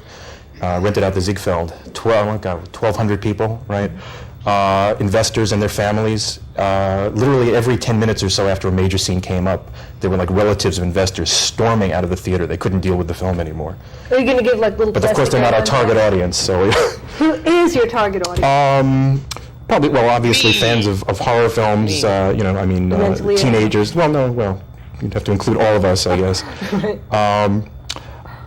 I think our target audience is Clearly some sort of, like, essentially the weird exploitation film public crowd, but access beyond that, I think the film television. has a life Yeah, beyond it that. I is. think there's too much intelligence on This woman screen thought she was that gonna obviously be a came from behind star. the camera for people to just dismiss it and say it's another Toxic Avenger. Yeah, I mean, You'll never the be people who are Tom involved in this Snyder, movie bitch. are pretty intelligent people, and you all have really good. I mean, the film backgrounds. has, believe me, you said controversial before, and the film has certainly gotten a strong reaction. I mean, people either hate it or love it, and without any middle Who the fuck ground. hates And it? even though it hasn't been released yet, you've already had to cut Falwell. 10 minutes out. Why? Well, for running time, to be honest. What 10 minutes are they taking out? We started out with a first cut of 2 hours and 40 minutes, which is commercially 2 hours unsound. and Nobody's going to 40 release a film unless you're minutes a of big Street director Trash? or have Holy a deal through a shit. major studio. No. So our goal was It's to get it down to perfect 100 time. minutes, which we eventually I did, think it's cutting like out an a lot hour of stuff that we 40. liked. Yeah, it is. And Thank God they Vestron cut it. Pictures, which has seems to be the one who's going to pick it up, theatrical and for video, wants to take, so it's 90 minutes, because 90 minutes means they can put X number of shows 90 minutes. on during the day, as opposed to one less Yeah, show. the new Blu-ray Okay, copy, in doing I a think, movie is that's that long, got an extra what's the 10 problem minutes. for a director and the camera people? Because obviously, attention span would break in a theater with no commercial interruptions. What's the film technique that you use? Well, it was, Wes Craven. what do you mean technique Do you specifically? use a lot of Because cross-cutting, or what's the editing? there's a lot of cutting. There's an awful lot of cutting. The film was heavily covered in terms of shots and angles, and there's also a lot of moving camera, which is largely due to the fact that the director also owns and is the union operator of a device called the Steadicam, which is like sort of a Oh, right. strap-on device Which that's was bound. created by the guy that filmed The Shining. Yes, that's correct. Steadicam was. though this guy is one of the guy he's talking about, this director of this movie, was one of the best people that is a Steadicam director. That's why he has work where he does, because he's one of the best Steadicam directors to ever exist. Like we said, the people who worked on this film are competent in what they do. And that awfully hot VHS audio level, Jesus Christ, Gene. It's not me, it's the video level. I can't do anything about it. Yeah. You'll have to turn it down if it's a little too loud. Yeah. This whole video, it's the only interview I could find. And I looked for like a behind the scenes or a making of. Jenova found this video, not me. This isn't me putting this video. I put the video here to show it. Gene put this video. No, I did not. You just said I could find. You ain't fooling nobody. Go ahead. It's a legacy from VHS, yes. It's fine. We're just having fun with each to other. enable you to sort of get moving shots in almost any kind of a situation. I just wanted to mention the fact that guy's like a really good fucking Steadicam operator. Special effects, makeup effects anyway, were primarily the work of two people. Jennifer Aspinall, who coincidentally worked on The Toxic Avenger, and Mike Lackey, plus another, half dozen very talented people doing special props, etc. And we haven't even talked about what the premise of the film is. The film takes place in the world of Bowery derelicts and winos and life's losers and society at its lowest possible strata, which tend to be the type of people that interest me more than the rich and famous or whatever. Why? I think they lead more interesting lives in a lot of ways. Okay. Unfortunately, we are running out of time. So I was hoping maybe when the movie is released, you'll come back and talk a little more about it. Be glad to. And hopefully, just please for those of you who may not please. recognize Frank without his makeup, could you tell us what your character is and who you are so we can find you? Well, let's just... I'm on Twitter. Let's just say I'm at the center of the world's first epic comedy castration sequence. Oh. Okay. Glad you had a good makeup artist. So he's the guy who gets his dick We've been talking to filmmaker Frank Farrell on Video Wave, and I hope you're all going to rush right out there and see Street Trash. It's really controversial, and I hope those reviews are going to be really controversial too. Shut up. She's terrible. She is.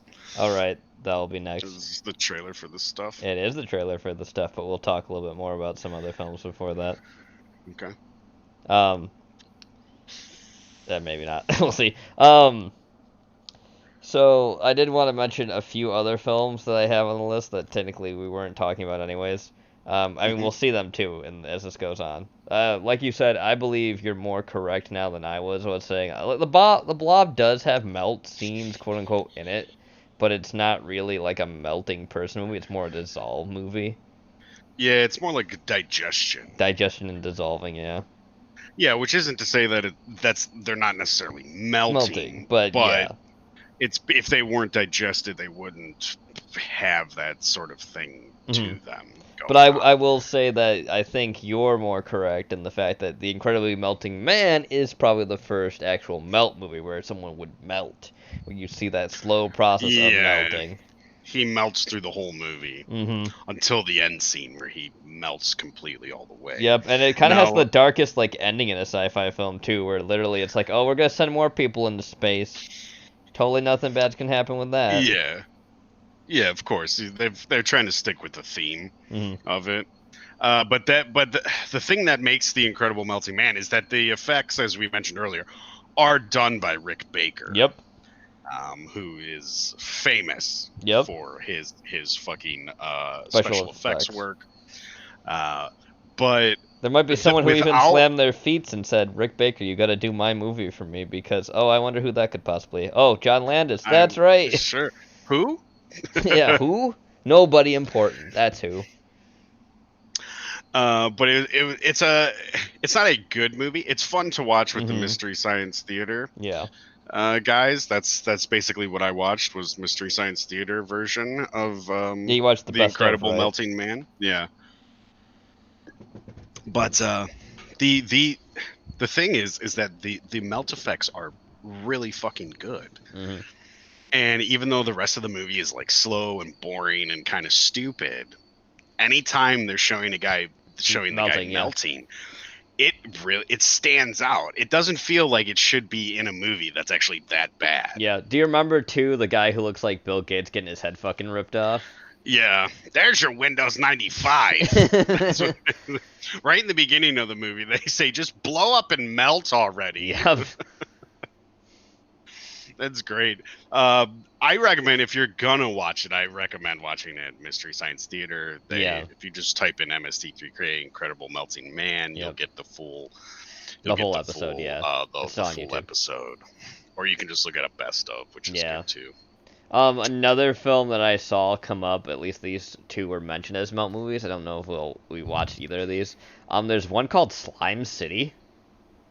Slime City. Mm-hmm. It sounds familiar, but I don't recall anything off the top of my head. I just saw it. I didn't really look too much into it, but there was apparently, it was made in, the 80s or so, right? Okay. But there was a sequel called Slime City Massacre that was made in, 2008.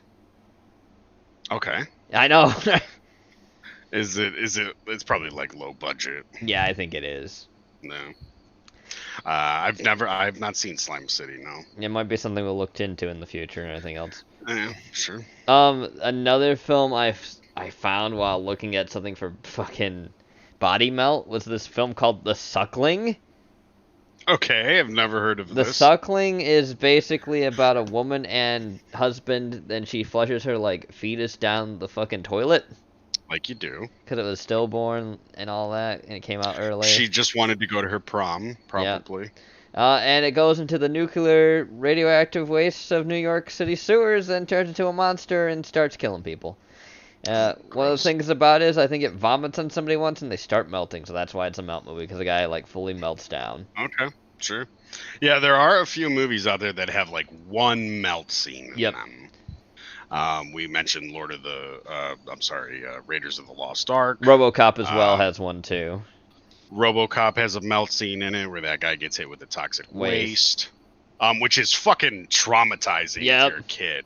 Yep. It's so creepy, the noises he's making. And then Ray Wise drives his car into him and it's not Ray Wise that drives his car into him. He touches Ray Wise, but the guy who basically drives his car into him is Red Foreman's character.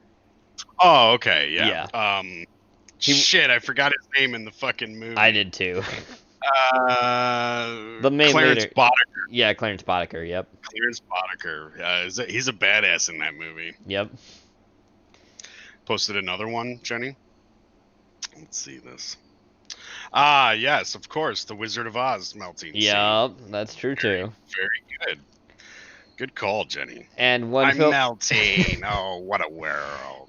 It happens in, technically, Six String Samurai as well. Death melts. Yes, that's true too. Yeah. That's true too. Yes, you will get some melting scenes every now and then. Yep. We sort of focused on movies that are centered around melting. And we will be seeing one a little bit later when we watch Good Bad Flicks. The Devil's Reign has a fantastic end melting scene with all the Satanists. Yeah, and there's actually a melting scene in the beginning. Yep. And there's another melting scene. I think John Travolta gets melted somewhere. Yeah, he does. In the middle of the movie. Yeah, he does. Yeah. The Devil's Reign is actually. I know we're not talking about it yet, but it's not a bad movie. It's a little long. Mm-hmm. There are definitely scenes that need to be cut. And when I was watching Good Bad Flicks, he mentioned the same thing. And I was like, thank God. Yep. Because there are driving scenes. Yeah. All right, we get it. He's going somewhere. Yeah, they should have been really cut. Yeah. That's what happens when you have Anton LaVey come help with your filmmaking, I guess. Oh, sure, yeah. Anton LaVey, what a phony. People took him seriously, which is even funnier. Yes, that's his real name, Zach. Kurtwood Smith, yes. Yep. That's Red Foreman's real name. Yep. Clarence Boddicker. Clarence Boddicker's a badass dude. In that movie. In real life, he's not really one. Clarence Boddicker from RoboCop. Fantastic. Yep. So yeah, we'll get on to the Devil's Reign in a minute here, but we'll do a small little brief talk about the stuff since we've talked about it before anyways. Yes, we talked about it before when we did Larry Cohen. Yes. But the stuff is technically a melt movie where it's basically not even an alien life form, it's just something bubbling out of the ground that people start eating, and it takes them over from the inside and eats them from the inside. It has a few good melting scenes as well where you see people's faces collapsing, where you see the fucking chocolate chip Charlie explode, all that kind of stuff. Yeah, that's a good scene, yeah. Yeah, and the stuff for me, and I think we've said it before, I don't remember if your score was the same, but I gave it a 4. Yeah, I think that's about what I gave it to. Yeah, the stuff is fantastic. That's definitely a film. If you have not seen the stuff, James watch. Moriarty. Yep, James Moriarty is in it as the salesman. Mo Rutherford. Who plays Mo. It's fantastic in it. The stuff is really fun. Yeah, the stuff's a fun movie. It's the satire of like consumerism. Yep. And it's really fun shit. Yep. Can't get enough of the stuff. Can't get enough of the stuff. That said, let's watch some stuff right now. Yeah, throw that trailer in there. New World Pictures. More like Old World now. I'm hungry for ice cream. How about you? You feel hungry? No, don't eat that. Don't eat that. Oh yeah, these two are brothers. Yep, in real life. Like for real, yeah. Here, Jason. Take some. There is something alive in there. Oh, good acting. They're good for us, Jason. Good for us. They kill the bad things inside us. Must be a side effect of eating too much dessert. It's a side effect. Yeah, the fucking that scene. Haven't we all wanted to knock over a display? Oh yeah, this scene when they're getting tracked by the crazies. Oh, this fucking guy? Yep. Can it with the liberal shit. Yeah, can it with the liberal communist bullshit. Oh, hell yes, and what's worse, I've seen what's left of them when the stuff gets through and comes back out. Yep. Because you are one chocolate chip Charlie, you got. You did get got. Racism. Man, I am hungry for some ice cream, let me tell you. The stuff from New World Pictures. See, and that trailer, I think, does not actually give you the real tone of the movie. No, it does not. Because the tone is a lot more fun. There's a lot more comedy to it. That makes it seem like it's going to be darker than it really is. Yeah. And while it does have like dark theme to it, yes, the tone is pretty comical. Yeah, is pretty comical. Well, we all have to eat shaving cream once in a while, Jenova. They would have probably been better to do like a commercial similar to like the commercials that they're shooting in the movie. There actually is a trailer like that. Where it is more closer to that. Where it's got like the models and shit like that, and they're all they're walking the runway with the stuff. Yep. That's the good shit right there. Yeah, that's more accurate. This was not as accurate. This was one of the earlier ones, but they do have another one where it's more like, oh yeah, it makes fun of the fact it's like, funny. Well, at least it's a proper trailer, unlike the trailers you get today. Yeah. Which give you like the whole movie. Yeah. That one is just like, looks, here's the stuff, like, bad things happen, and it doesn't really show you how far it actually goes when you eat it. No. It's sort of there to like make you paranoid about the stuff. Like we know we're not supposed to be eating it. Yep. Good shit. Yeah, I'd give it a 4 out of 5. The stuff. James Moriarty is fantastic. He is a really good actor. Coming soon to a theater near you. Let's see what's next. The Devil's Reign, good Netflix. Let's take a listen to what he has to say about that movie.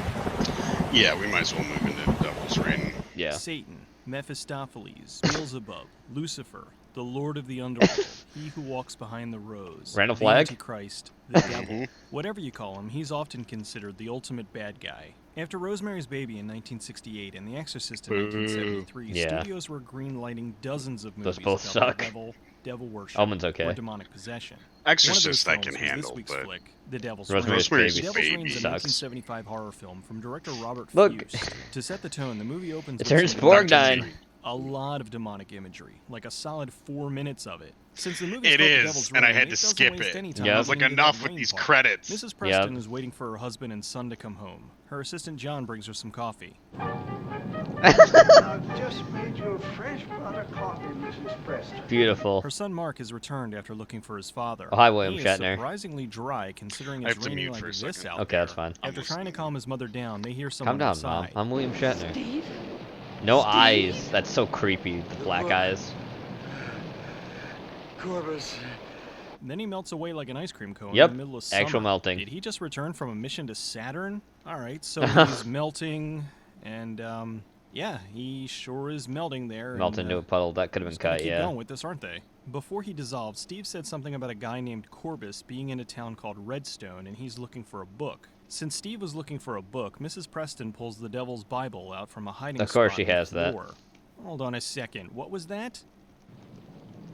I knew it. Oh boy. No. They won't give the Devil's man what he wants. The Devil's man what he wants. William Shatner. Would agree with me. Ah, classic Shatner delivery. Anyway, Mark returns the book and here's a truck out front. He's here. He's here. It's the truck.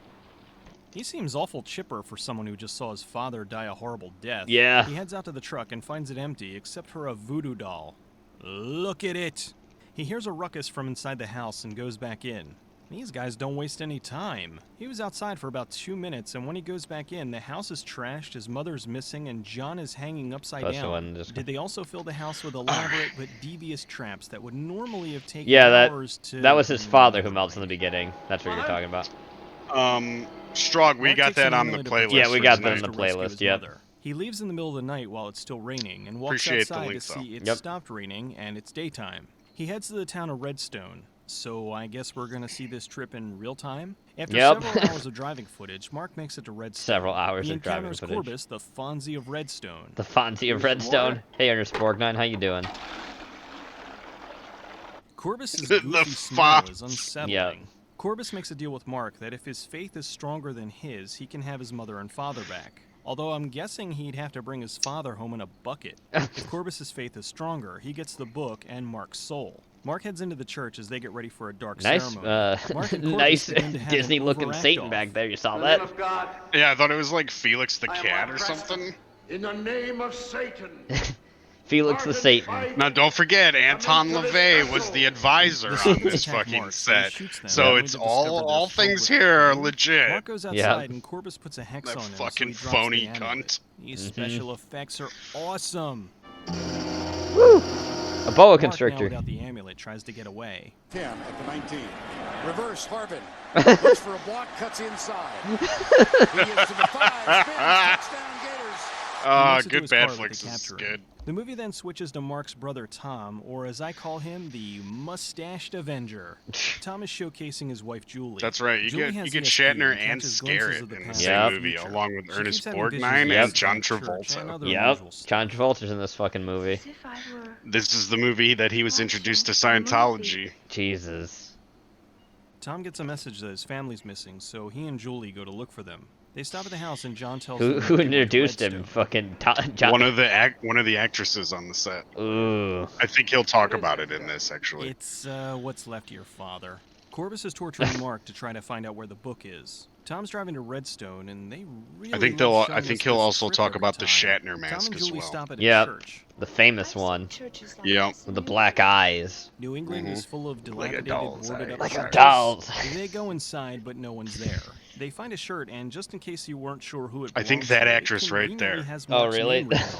I think she's the one. He'll tell us. That same someone tries to run them over in Mark's car and escapes into one of the buildings. Tom chases after him. Excuse me, do you have a moment? Oh, hi, John Travolta. Yep. Oh, jeez.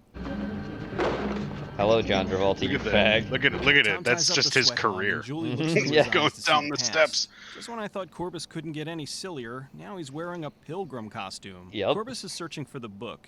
It seems that all the people in the village signed the book in blood and pledged their allegiance to Satan. One of them is having second thoughts and stole the book. While interrogating everyone, he hears a knock at the door. Be silent. Be silent. No one knows what we are about. Satan? Is that you? Guess again. Yeah. I think they're on to you. What manner of God's business keeps thee from thy bed at this hour, sir? God's most holy business. Burning witches. The preacher captures the devil worshippers and leads them to be burned at the stake. Corbus puts a hex on the town. Based Protestants. As the cock will crow in the dawn after my body burns, so too will the sun rise. He's not exactly Christopher Lee in The Wicker Man. No. Back in the present, they head outside to leave but the who town. is? Since their car was blown up, it was awful nice of them to leave Mark's car. It is Tom awful decides to go nice. back and sends Julie to go get the sheriff. Nice Julie's shotgun. heading away when, surprise! Oh. Now I told you, this is the way to the Piggly Wiggly. The cult's bringing Mark to their alternate sacrifice location. You know, it is such a nice night, we thought we'd perform this ritual outside. Tom's sneaking into the event. In case you've ever wondered what Ernest Borgnine would look like if he was a goat, here you go. Who calls me from out of the pit?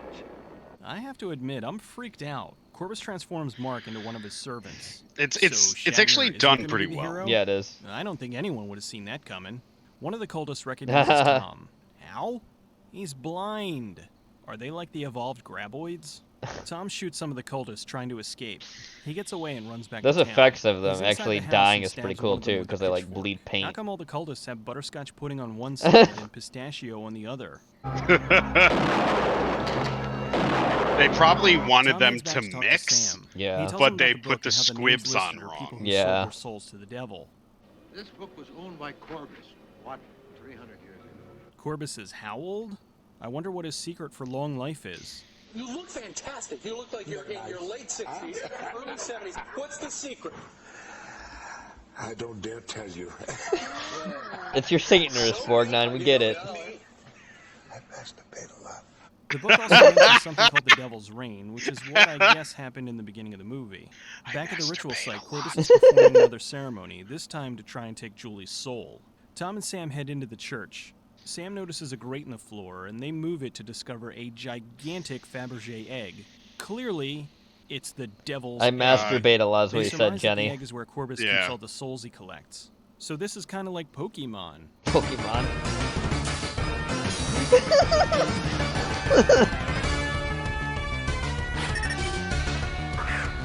Alright, the sheriff is here to help, and he's possessed. They fight him off and drop him into what I guess is an actual hellhole. The cultists are bringing Julie back to the church. Tom and Sam try to hide with the egg. One of the cultists sees the grate open and finds that Tom left the book behind. Oops. The cultist gives the book to Corbus, who is super excited. Tom tries to rescue Julie, but he gets captured. Sam threatens to destroy the egg, but it doesn't go so well.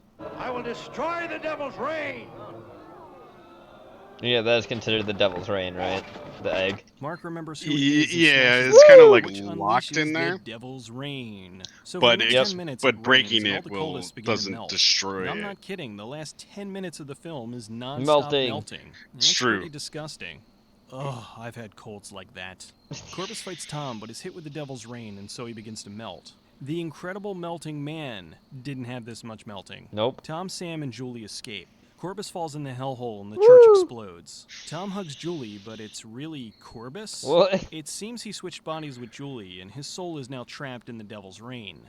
But they just destroyed the Devil's Reign, didn't they? Or did they? I masturbate a lot. I masturbate a lot. Mostly in Durango, Mexico, for an undisclosed budget. Even the director was never officially told how much money they had. Beautiful. Originally, the film was set to be an 8-week shoot, but on the first day of filming, they found out that they only had 6 weeks. They had to drastically adjust the schedule, and many of the shoots were into the night. Director Robert Fuchs even cutting like 4 days off of a shoot is a lot. He was he did the directing Avengers horror after doing the Vincent Price classics, The Abominable Dr. Phibes, and Dr. Phibes Rises Again. I love those films. So he was offered The Devil's Reign. No wonder I While love he The liked Devil's the Reign concept too. of the film, he felt the writers were just making things up as they went along. He often argued with them about various plot holes and inconsistencies. That's fine. No, it's fine. Don't worry about it. Scenes that, admittedly, made little sense. After this, Fuchs was offered a chance to direct another Dr. Phibes movie, but he turned it down because he didn't want to be typecast as a horror director. Fuchs was originally a painter before moving on to TV and movies. He chose the Bosch paintings in the beginning of the film, since his work is so well known for its extreme. I mean, technically, The Avengers isn't a superhero film, was though. produced by Sandy Howard, who also produced the old Avengers, the '70s one, is a spy film. The Devil's Reign was. Oh, okay. I know what you're talking about. Yeah, that's the one that's talking about, not that Avengers. Thinking William Shatner would be the hero, only to see him possessed about halfway through. Star Trek was canceled back in 1969, but by this point it had already become a cult hit. So much so that Shatner had to leave the set for a few days to make an appearance at a convention. Yep. Tom Skerritt played Tom. Jacket. Even though he had been working in TV and movies since 1962, he was still relatively unknown. He worked with Shatner and Joan Prather on Big Bad Mama in Joan Prather, I'm pretty sure. Which helped to land him introduced the role him. Ernest Borgnine played Jonathan Corbus.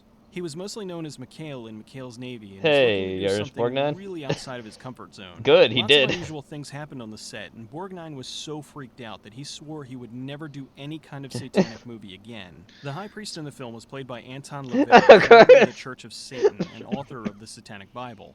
The movie also had classic actress Ida Lupino as Mrs. Preston and famous character actor Keenan Wynn as the sheriff. Sorry, I'm dying. This was John Travolta's first film. Yep. While on set, he became friends with Joan Prather, who Yep. played Julie. Prather introduced Travolta to a little-known religion at the time, the Church of Scientology. Travolta joined, and the following year he had his breakout role in Carrie, and followed that a year later with the film Cured him that of made his a massive homosexuality, star, too. Saturday Night Fever. I'm not saying Scientology had anything to do Anton with it, but it is Oive? an interesting That's coincidence. strong. The editor, Michael Kahn, moved on from this to edit the Spielberg classic Close Encounters of the Third Kind. Ugh. After that, he became Spielberg's exclusive editor. Not a bad gig to have. The Egg was actually a special housing around a small television set. They filmed the footage in LA. Scientology is the true horror movie. I mean, you're not it wrong, sure Warped. is Made sure warped. to hide all the You're not cables that wrong, were running Warped. to the set. So whenever they moved it or held it, they would often cut to another angle. When Shatner lost Cured. his soul, his Yeah, face not looked really cured, I extra know, Rock. creepy. At first, I couldn't put my finger on it, but then I remembered this. Michael Look Myers, familiar? yep. If you know your horror history, the original Michael Myers mask from Halloween was just a William Shatner mask painted white. Yep. While the movie does have its silly moments, overall it is effectively scary. Borgnine may have been an unusual They do choice do a for good Corvus, job. but his toothy grin and weird faces made him downright uncomfortable. Not to Yeah, mention just he's how like so off-putting it was to see happy. him as a Yeah. demon. The prosthetics were just awesome for a 1975 low-budget feature. Even though the film was short, it was only 86 minutes, there was a lot of scenes that could have been trimmed. Yeah. The driving scenes for one, and especially the big melting scene at the end. Director Robert Fusted I think the whole he movie thought the should whole have thing just would have been been the much more melting scene. effective if it was 10 or 15 minutes shorter. However, the studio spent a lot of time and money on the big finale, so they wanted it to be showcased as much as possible. They even had it as a cornerstone for marketing the picture, with the tagline, "Absolutely the most incredible ending of any motion picture." It was pretty Ever. incredible. Not so much that it was happening, but that such a dark, violent movie where 90% of the cast melts in the end was only rated PG. I masturbate a lot. That is The Devil's Reign. What would you rate it? I give the Devil's Reign a 3 out of 5. Yeah, I would do the same. Yeah, it's worth a watch. They do a good job. Mhm. Like he said, there are scenes that tend to drag on that need to be cut, Mhm. but they do a good job with it. It's pretty creepy. William Shatner is William Shatner. You Yep. know, you get to see John Travolta in his first. Like, this is John Travolta pre-Scientology. So that's kind of a little bit of history in there. Rock saying clipping that Gina, this whole thing, and I said I masturbate a lot. But yeah, I'd give it a 3 out of 5. I think it's worth a watch. You know, would I put it on my shelf? Probably not. No, I'd keep it But, like somewhere in like a library maybe of films if I wanted something different to Sure, watch. yeah, But but I wouldn't keep it in like a top shelf of films I consider some of my best to watch. No. No, and that's the thing about me. I only spend actual money on films if I like really enjoy them and Yeah. want them on my shelf. It's not a movie I'd put on my shelf, but it's a good film nonetheless. Now we're It's gonna at go least on to worth a not good film. No, yeah. She masturbates a lot. That's what Ernest Borgnine said. I just gotta keep saying it because it's funny.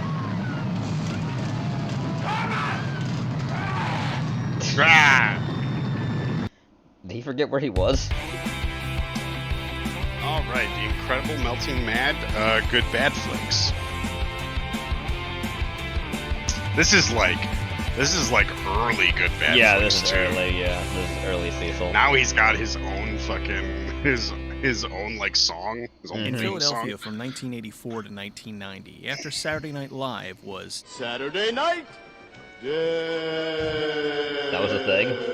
The show was hosted by Stella, the man-eater from Manayunk, and was very reminiscent of late-night hosts like Vampira, Elvira, and Joe Bob Briggs. Hey, Joe. Each week, Stella How's it would going? introduce a different movie, I don't know, and Joe her and a Bob. cast of weirdos would poke fun at it. I was way too young to be watching Saturday Night Dead at the time, but usually my father Well, at would least fall she's got asleep nice watching titties, Saturday Night more than Live. Elvira So after he does. fell asleep, I'd sneak into the living room and watch I Saturday guess. Night Dead. It was here that I first saw such classics as Shivers, Zombie Lake, and the original Gamera. It was also here that I first saw this friend week's to all movie, children. The Incredible Melting Man. This movie scared the hell out of me when I was a kid. The Incredible Melting Man is a 1977 horror film from director William Sachs. The movie opens with some astronauts on a mission to Saturn. 3 astronauts are orbiting Saturn. Just blow up and melt already. The best noise in the world. I can't tell if that's supposed to be an alarm or the soundtrack. The astronauts Both. are passing through the rings of Saturn. Magnificent. You've never seen anything until you've seen the sun through the rings of Saturn. Uh-huh. Well, just take my word for it. It's supposed to be Saturn. A solar flare passes through the rings of Saturn and irradiates everyone in the capsule. Woo! Oh man, why did I do so much coke? Astronaut Steve West wakes up in the Yep, hospital it's with crazy OBS. Fat Ethel. How the hell did he get back to Earth all the way from OBS. Saturn? If comic books have Are taught we me back? anything, since We he should was be. blasted It probably with was just cosmic a little small radiation, he thing. should now have superpowers. We're in green. I've never seen anything Okay. like it. I didn't get any. Yeah, whatchamacallit. yeah, it's fine now, said Jenny. Yeah, it was OBS. Because we only had it in the budget for one Melting Man. One Steve Melting wakes Man, up to nobody see else. he's horribly disfigured and kind of The Incredible resembles Melting Darkman. Men. The nurse returns to the room and freaks out when she sees Steve. She then runs in slow motion down Yup. the hall.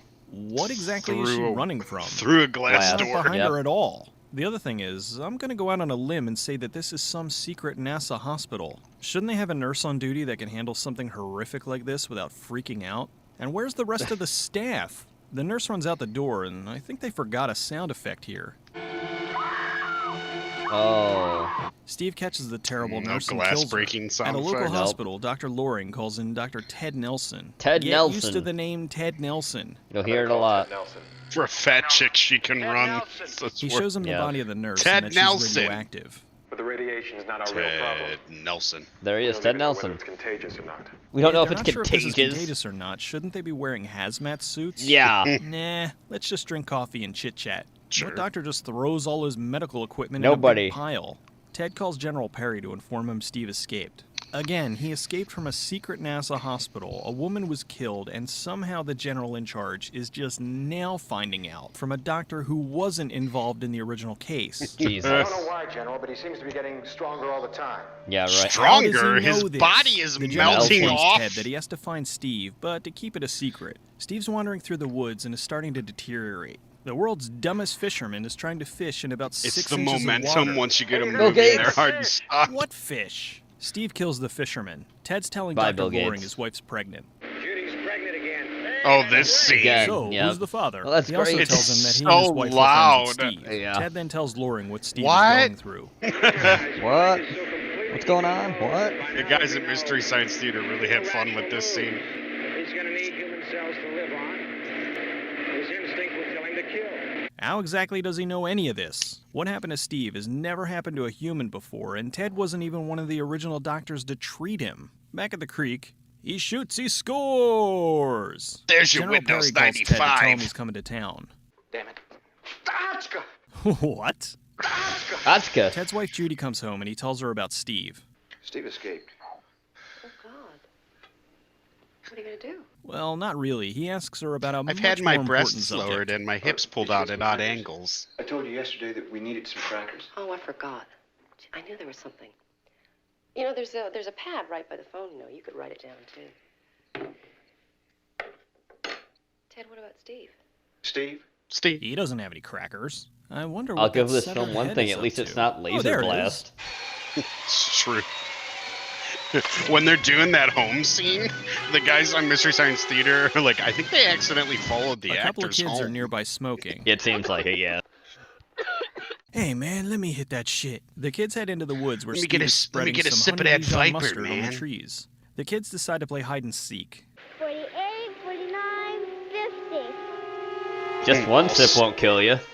All Steves are gay. Who said that? Come on out. I don't Rock. She really doesn't get the point of this game. The girl runs into Steve, who, let's face it, has had better days. Oh, look at it. Looks like the inside of a used It sort of fish. reminds me of like Ted's tracking Zombie Steve 2. with a Geiger Yeah. counter. Steve, I want to help you. You can't survive out here by yourself. Well, no wonder also Steve smells can't like a hear queer. him. There's his ear. A creep of a photographer is taking pictures of a model. Well, he would be taking pictures if his finger was anywhere near the shutter. Yeah, what then the he turns on the charm. Now take your top off. Smooth. Woo! The photographer pulls the model's tube I top remember down my and she days backs as into a the body of the photographer. fisherman. Gotta love exploitation. Sorry, The I remember camera my pans days down for pretending no to be a other reason than photographer. to make sure to see the model's boobs again. All right, now I want you to take your top off. Ted picks up General Perry at the airport. I think that's Has called he ever driven voyeurism. before? Seriously, this guy can't drive. It's me They pretending. investigate where the body of the It's fisherman how was people found. that work for a Ted has a modeling chat with Sergeant agency. Blake about the decapitated body. And once they're Well, nice, Ted, I guess nice you and could say pliable, whoever I did take this advantage. Then you shunt them? And I go ahead of the shunting. competition. At the 30-minute mark, we get a flashback to the beginning of the film in case we somehow forgot it already. We interrupt this movie for a word from our sponsor. The movie. Mystic Music presents Mellow Gold. Oh my 40 of god. the most memorable hits from the 70s. Just listen.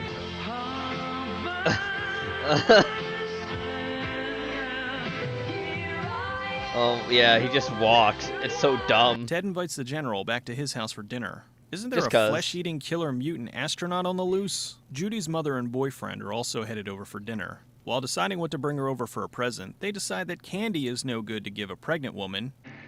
And Judy should not eat candy. This during fucking her music. pregnancy.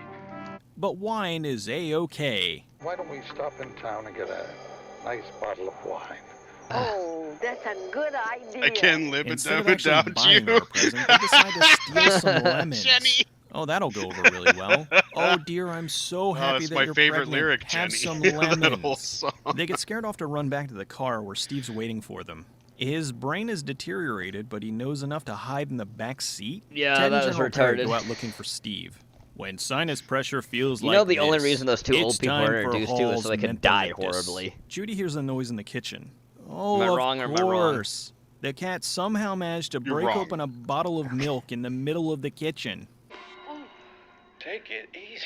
Take it easy. Take it easy. Take it easy. Spilled a bottle of milk. Take it easy. So, take it easy. Guess I've been behaving like an ass lately, haven't I? Oh my god, I don't know how to enough. handle these things. I am a Scientist. doctor. Get back to melting. Melt already! Is he talking to the audience? Just, the sheriff finds just the body blow of up old and folks. melt already. He calls Ted to inform him of what he found. Ted then sedates his pregnant wife. So You to know, as you recap, do. when it comes to pregnant women, wine good, sedatives good, candy bad. General Perry stays with Judy while Ted goes to meet up with the sergeant. How about aiding and abetting a criminal? Did he say eating and abetting? No, don't Ted give her tells the sergeant wine. about She'll Steve. give birth to an annoying Swedish cunt who cries about stupid, overblown shit. Is there a Says killer Rock. mutant astronaut eating people in California? Inquiring minds want to know. I want to know. Steve goes to Ted's Hey, house Stretch. and kills General Perry. Hello, the Stretch. sergeant tries to open up to Ted, but Ted doesn't care. I delivered a baby once. Right back there. Right there is where I delivered They that find baby. the body of the general, and Steve runs off. A couple comes home from the movies to find Sorry, the let me doors say, open. Stretch, The you door's open and disgusting covered in fucking goo. animal. Don't call the cops or anything, just go inside. No, he calls The him a girl goes inside to disgusting see Steve's creature. eating her Yep. That's boyfriend. what he She calls hides in him. the kitchen and grabs a retriever. You know, if a killer mutant's in your house, the Stretch, best you thing you can do is disgusting stand next to a fucking glass creature. door. That always works. Steve tries to grab her, but she I cuts know, his he's not arm off. wrong. What carpet cleaner removes melted flesh? Ted goes to see if Judy's okay. I'm fine, but I can't breathe. Ted and the sergeant follow Steve to this factory. Follow For someone him. whose brain is melting, he sure seems to be outsmarting these guys. Guess he. Be getting stronger as he melts. That makes no Another sense. unfounded claim. What has he done How to can- prove he's getting How can he stronger? get stronger? Some His, security his guards find fucking Steve's muscles goo. are melting Bob, off you his been jerking body. Off on the Yeah, I job know. again? Ted and the sergeant corner Steve. The sergeant shoots Steve, who Can launches him you off the believe railing. Rick Baker? I told Rick him it Baker was was a probably bad like, idea to well, I pack his did my pockets with job. fireworks. I have no Steve knocks control Ted over over the the side, but then has a story. moment of clarity and saves him. It's all for nothing, though, because the security guards shoot him. I'm Dr. Ted Nelson. Ted Nelson. And time for you to die. I'm Dr. Ted Nelson. Ted Nelson. Ted Nelson. And dead. No, my friend Steve then Ted. eats the security guards. The next day, Steve leans against a wall and melts away. Which is pretty cool. It's really good, yeah. Now, who's hungry? I'm thinking ham with a nice maple glaze. That's what I'm saying. Like, Rick Baker was like, I did my job. Talks about how they're sending I made sure the group of effects were astronauts good. to I have Saturn. no control over anything else. Nope. Let's go look at Saturn again. They're gonna land on Saturn? It's a gas giant. There is no land. The astronauts head into space, and since they're showing the same footage from the beginning, I guess the Saturn whole thing made of happens gas, too. all over again. Yeah, the Saturn's movie made was of gas, filmed in too. San California. Writer-director Saturn William and Jupiter Sachs are both originally gas intended giants. for this to be a parody of horror films. However, the producers decided it should be straight-up horror, and they removed most of the humor and shot new scary scenes to add in their place. I mean, it is kind of Sachs funny was upset with regardless. this because he felt the movie was Oh, taken we're away dropping from him. out again Some with of the zero. humor So is remains, Esau. like this scene with the bums. OBS is just dropping there again. Sorry, chat.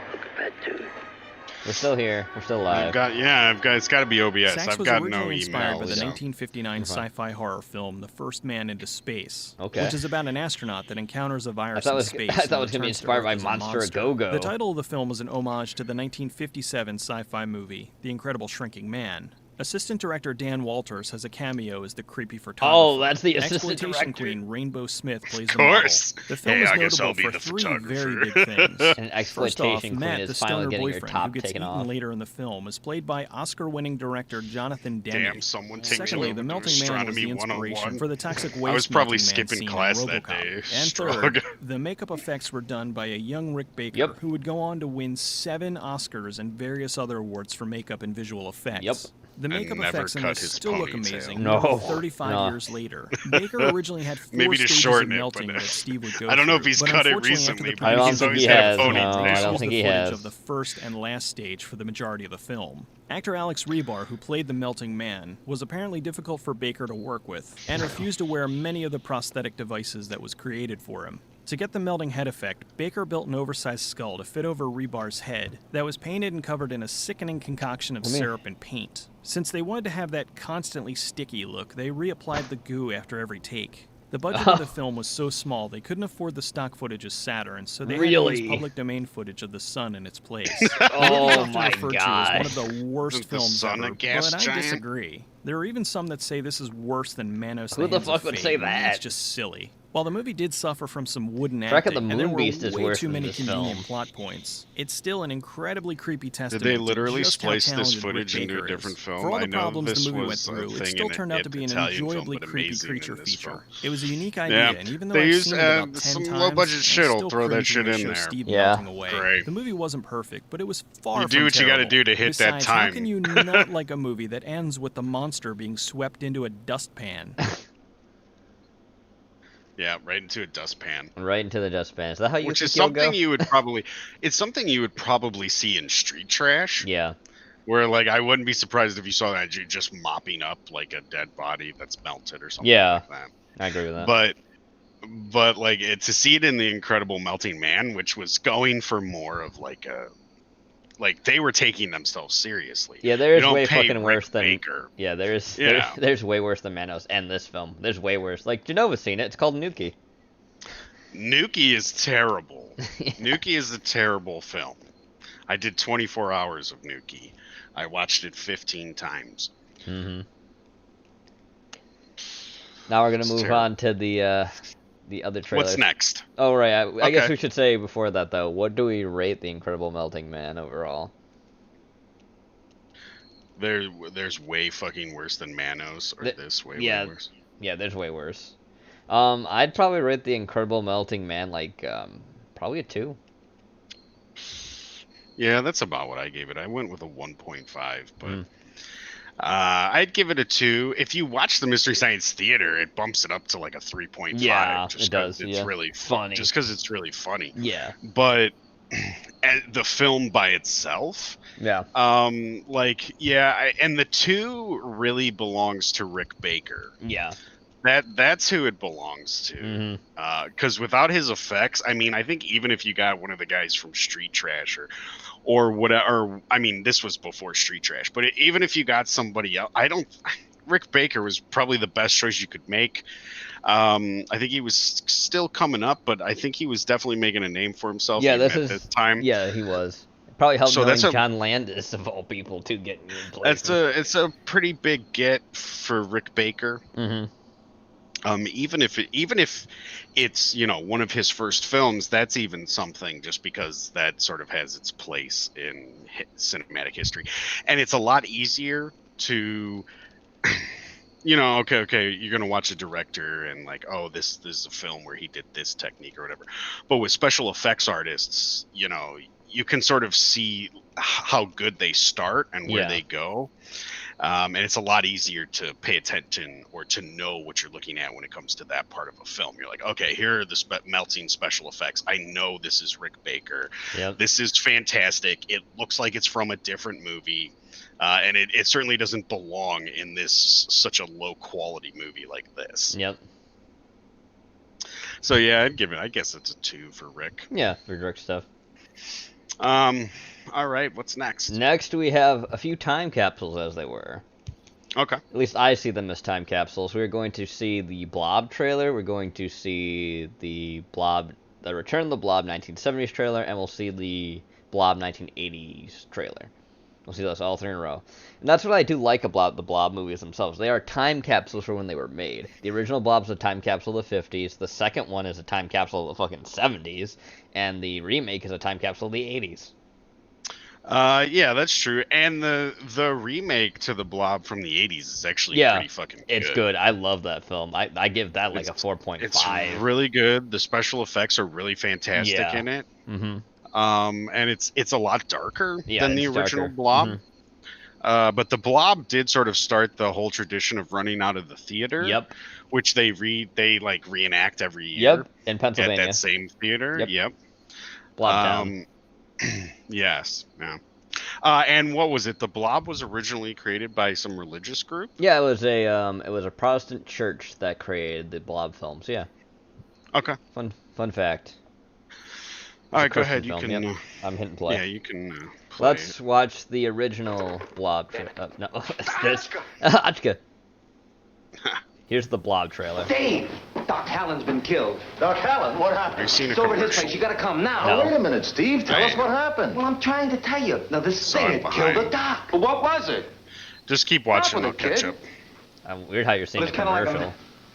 It's kind of like a mass that keeps getting what bigger second? And bigger. What time are you at? I'm at Oh, never mind. It caught up. I don't know why you got a commercial. That's every one of you watching this screen, look out. Because soon, very soon, the most horrifying monster menace ever conceived Look at that strawberry will be jelly. oozing into this theater. Run, don't walk. Run. The Blob. Crawl. Look at that. It creeps. Sin. 2 teenagers see it first, like a falling star from outer space. Yep, it's the comic. Boy, that was in the original, in the sequel, it's not sequel. Like an old man finds it, touches it, and this is the shocking result. Ooh. From then on, there's no stopping the Blob as it spreads from town to town. Get him, Atticus. Jello's quest to take over. It's indescribable. Nothing can stop it. This town is in danger. Don't walk. Steve How can McQueen. it be stopped? Mob hysteria sweeps one city. Before long, the nation, and then the world could fall before the blood-curdling threat of the Blob. Oh yeah, there's the whole thing where it takes over the diner too. exciting young people. Exciting young people, where he's supposed to be playing a teenager when he's like in his late 20s. So now we're going to see Return of the Blob, which was made in the 70s. So, this was made by Larry Hagman, too. That very Larry Hagman, exploitation king. And it was made in Britain, actually, with American actors. And you are there, startled, stunned, terrified, as the blood-red creature rolls over and eats everything in its path. We're going to burn the place down. I can't take any chances. That's not how you kill a blob. You freeze it. Starring Robert Walker, Wayne Guilford. Look, the 70s. First thing you do when you get home, you go fishing. You know that's not the first thing. And it's all this guy's fault that it happened. Beware, Godfrey Cambridge. Beware, He takes his specimen out of the face. Yep. Shelley Berman. And that specimen's the blob, and it eats a kitty. like a Poor little haircut? kitty. Poor little kid. $400. Beware, the Blob. Beware! Look, it's Harry Burgess Hackman and Meredith. his pals tried to stop the Blob with a Burgess pitchfork. Meredith. Beware, the Blob. Consuming human flesh on contact. Yep, that's what it does. And she falls over and gets killed. It eats that dog, there's a Russian dude. He's a Shriner. Yep, and he's just walking around naked. If you got any identification. Nothing can stop it. Not fire, not water, not even bullets. That's a good point, Jenny. Perhaps salt. That thing. That's it. Oh. Need a modern update for the See, first son of era Blob. using chocolate Jello pudding instead. So strong. The blob. He's You watching know what the I Blob. remember from the Blob? Return From Beware the Blob, Return of the Blob, Son of the Blob, Yeah. whatever the fuck you I'll want to call pause it, it. Blob Yep. 2. I remember the haircut scene. Mm-hmm. Which it stands out. It's so awkward and weird. It's really just an excuse to do like gore effects on the arms. Yep. But the guy who's cutting the hair he's like, I'm a stylist. But he just looks like a normal like old barber guy. Yeah. And the guy goes, well, can you cut my hair? And he goes, I don't cut hair. I sculpt it. I sculpt it. Yep. Would you like a hair sculpt? And the guy's like, sure. $400, please. And one thing I always remember, now he's washing the guy's hair and he says, son, do you know you smell like incense? Yep. But when I first heard the line, I thought it was incest. So I thought he told him he smelled like incest, which I would prefer if that's what he would have said instead. But I just always, and then eventually like the blob is in the sink. It comes out of the faucet. Yeah, he starts screaming and then he gets the other guy. Yep, it gets both of them. Then they're both gone because they get absorbed by the blob.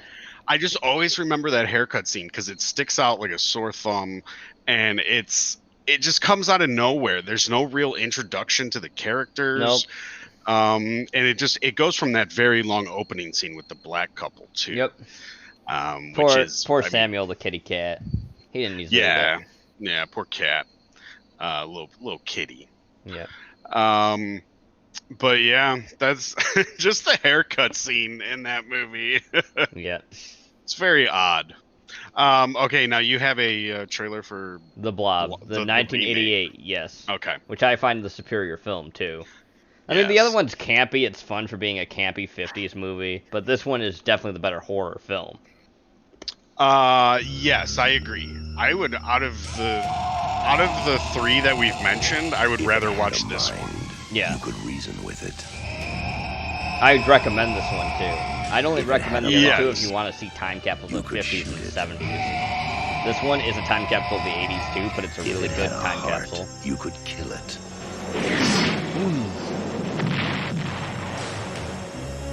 This is Trash Can Man from The Stand. Man is no longer the supreme. And that's the guy who melts in fucking RoboCop. Yep. The organism is That growing at the a guy who's geometric the rate. sheriff By all accounts, is the guy that melts in RoboCop. Holy shit!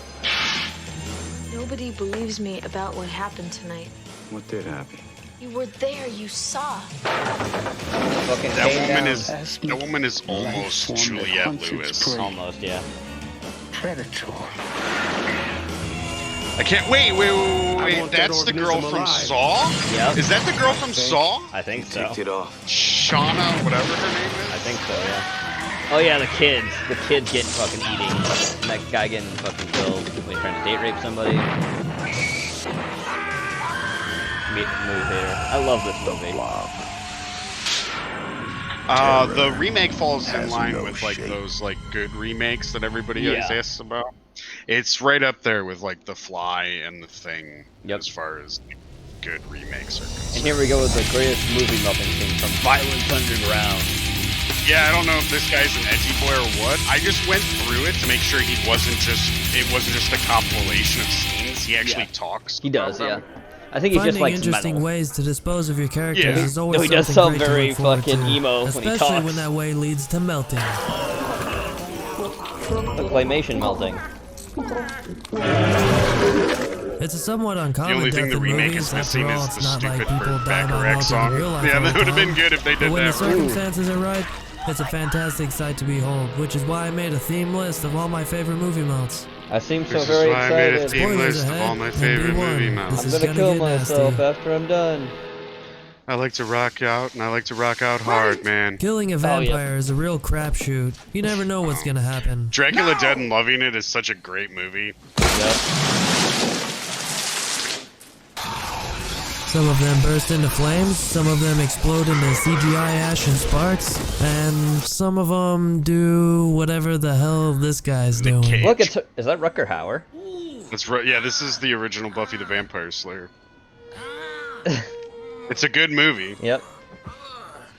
I like But how Rutger sometimes just they playing melt, the fucking and it is glorious. Klingon. Hey, Juliette Lewis, I was Cheech just gets talking an awesome about and you. quick melting scene in From Dusk Till Dawn Yep. I after hate her, Kate by the shoves way. a cross She's into his fucking mouth. awful. Yeah, she is. His eyes explode all crazy style. I'm so excited. Radu chases after the stone and runs directly in the sunlight. That's blood, whatever. He lights up and starts instantly melting before jumping off the castle Oh, wall is that- and that's impaling Pee Wee himself on a dead Herman? tree below.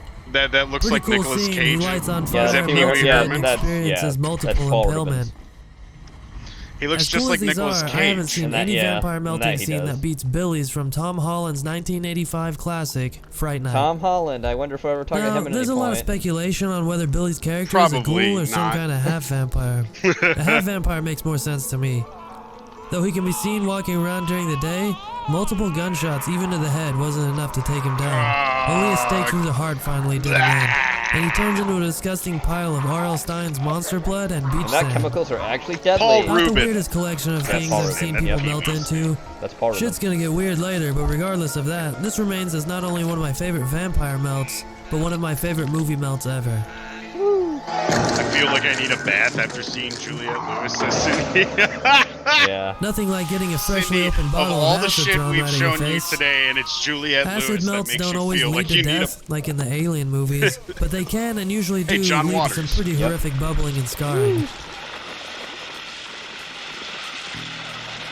Getting injected with acid and melting in half sounds fucking awful as well. Anything on fire looks like Nicolas Cage in an existential sense. Probably maddening as your own body weight pulls your dissolving midsection in half. Yeah, that's a good one, Gray. As shitty as that sounds, I don't think it compares to the acidic anomaly known as the blob. Is this? This asshole doesn't give a shit if you're She trying is, to use Cindy. the She's phone, fucking terrible. if you're cleaning a drain, or trying to cop a field. Yep, This amorphous fuck will show up and start eating and digesting everyone That guy in was its trying to path. date rape that It chick. can get inside you too. He gets I the mean, date rape. imagine if you're just standing there not doing anything, that- and the that- next thing that you know, earlier you're on, getting your too. butthole licked by David That's what it's like Cronenberg's being on nightmares Harvey vision of Weinstein's Kirby. casting Sounds like it couch. sucks. The effects in this movie are spectacular though, seeing as how $9 million of a total $19 million budget went to making the effects. Yep. And a good thing it happened during this time period too, because if it had been any later, it would have all been CGI. But thank God it's practical effects. Yep. No matter which melting scene from this movie is the coolest, they all contributed to making this film a staple in the golden age Here's of that awesome one scene 80s with that splatter woman. flicks. Yep. Look at her. Gum. Melting Oh, look. scenes aren't just specific Look to what is, only you know, horror your and gore favorite movies, scene. and I'm gonna be honest. The first time I saw this dude melt when I was young, it fucking terrified me. It the scene is. is It's so scary. gross. But Pizza the Hut is And it fat kind and of melty comes and out of Spaceballs. nowhere. It does, yeah. It's so John Lynch it's melts very and flicks everyone off for not horror-based helping for in like the such an volcano. action movie. And Judge Doom melts Of by getting course, flooded with we his forgot own about the tune-killing Judge Doom solution. scene. Yep. As cool as these examples are, I don't think there's a more iconic melting scene in any movie other than Indiana Jones, The Raiders of the Yep. Lost Ark. Titties. That's titties. I hadn't experienced violence of this caliber when I first saw this film. I was young, I was used to people being shot or stabbed or both, but I had never There kind of witnessed is a someone melting liquefied scene from in ghosts. Prometheus, Jenny. This scene I will don't know if forever that be was scarred into my Prometheus, brain, and though. because of the trauma it delivered to my childhood, remains as my favorite non-horror movie melt.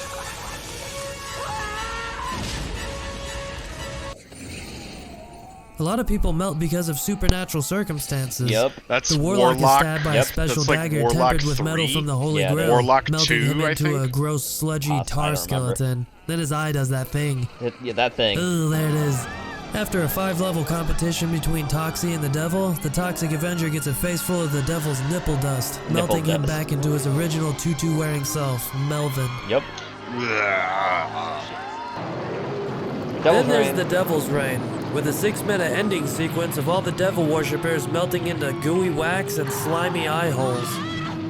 These are all cool examples, but nothing tops the Rob awesome Zombie almost got to supernatural melt remake at the The end Blob, of Sam but he Raimi's told the production 1981 company classic, to fuck Evil off Dead. when they After wanted a long to night do of most of battling the effects in Deadites, Ash throws CGI. the He really wanted to Necronomicon go into the balls to the wall fireplace, with practical resulting in all his effects. possessed friends Says to Rock. melt.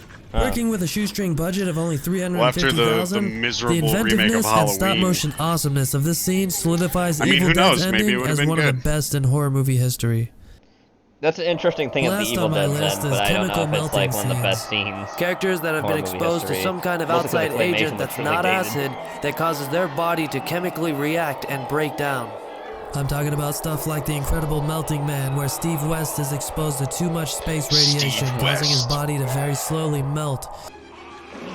Or Gremlins, where you get these little shits wet and they start to multiply like meth And then they rabbits, melt spawning a horde of when they're mischievous done. assholes.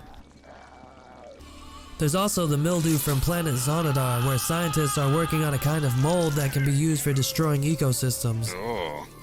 The people get infected, of course, and there's melting involved. Of course. Gross. Never seen that Then movie. there's Necronomicon, a criminally Look, it's underrated David- H.P. Lovecraft anthology film. In the short David titled Warner. The Cold, a When doctor he was named trying to pay off Madden his was murdering people alcoholism. and harvesting their spinal fluid to sustain an extended lifetime, while also requiring an unreasonably cold environment to live in. At the climax of The Cold, he doesn't get his spinal fluid, which detaches him from all feeling and senses, and a fire starts, which melts half of his face and ruins the cold temperature. Perfect. An extremely That's well pretty done gross. I practical like it. effects showcase follows as we watch Dr. Madden's whole body melt before he utters his final words.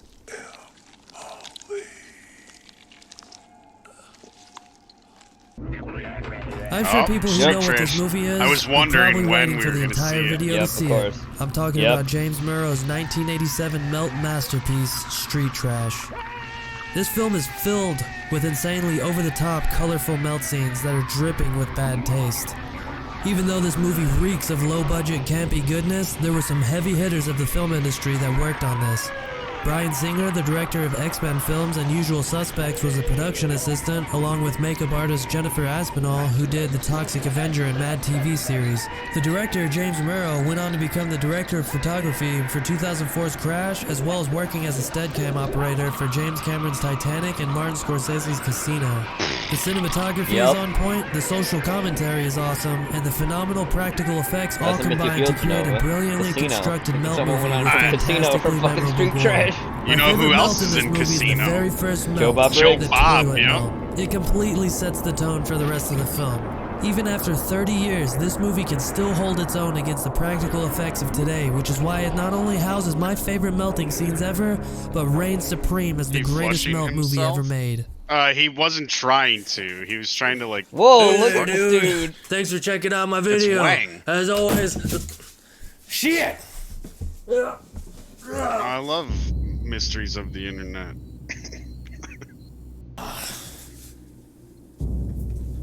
I don't know what this is. I guess it's a skit. Who's there? Guess you can't just tell us about it. You have to have a skit.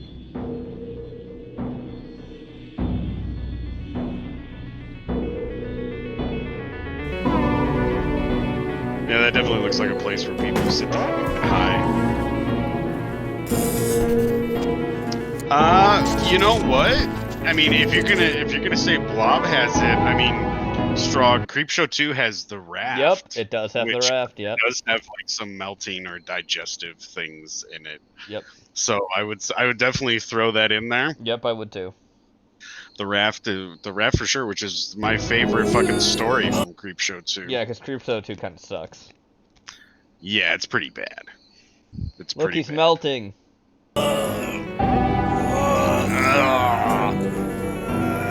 At least he's trying. Yeah. That's ketchup and mustard on your face.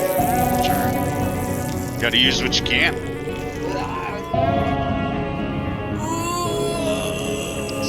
Man, this is making me thirsty for some Viper, let me tell you. Viper. Can't get enough of the Viper. Sure, Jenny. The Fly has melting in it. Both of those movies have melting in it. Yeah. Or like a degeneration of the body. He's obviously a future school shooter.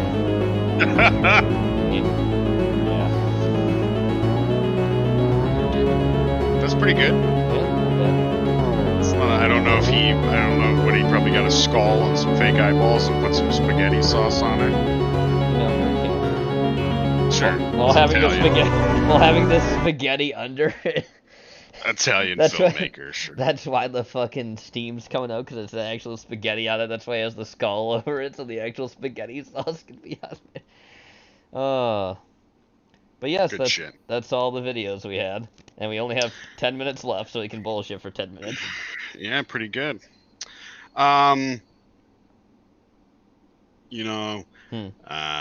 Body melt movies are... I mean, movies, centered around body melts are pretty rare. Yeah. And even a body melt kill, while there are, like, really famous examples, I think that kind of goes to show you how rare they actually are. Because most people tend to point to a couple of the same types of kills. Raiders of the Lost Ark and like the Fly, shit like that. You'll get those quality body melt scenes. But I mean, Rick Baker doing the effects for The Incredible Melting Man, those are fantastic effects. The Blob remake has fantastic effects in it for like melting and shit like that. Even Street Trash, the effects are done very well. Yep. I think and like even like we were discussing body melt, those special effects are done pretty fucking face well baloney. Too. even though you don't get enough of them, they're still done well. Later warp. Yeah, we're getting out of here soon too. So yeah, body melts they're kind of rare. Rare subgenre of film. Yeah, it's a very strange and particular genre of a film. I mean, you could have scenes in movies like you're saying, but obviously never like center a movie around that much. No. Although I do kind of feel like Raiders of the Lost Ark, they were like, and then it started with George Lucas going, and then the Nazi opens the Ark and he melts. Yep. Now let's build a movie around this. Little bit, yeah. So which would make Indiana Jones inconsequential. Yep. And doesn't need to be there. Nope. Remember, it always has to be about the Nazis with Indiana Jones, not the commies. Sure, the commies don't exist. Always. It's so bad, man. But yeah, that's the Incredible Melting Show. The Incredible Melting Show, yep. And Body Melt was the most disappointing of all those fucking films. Body Melt was the most disappointing of all of them. I was expecting something better, but no, it's shit.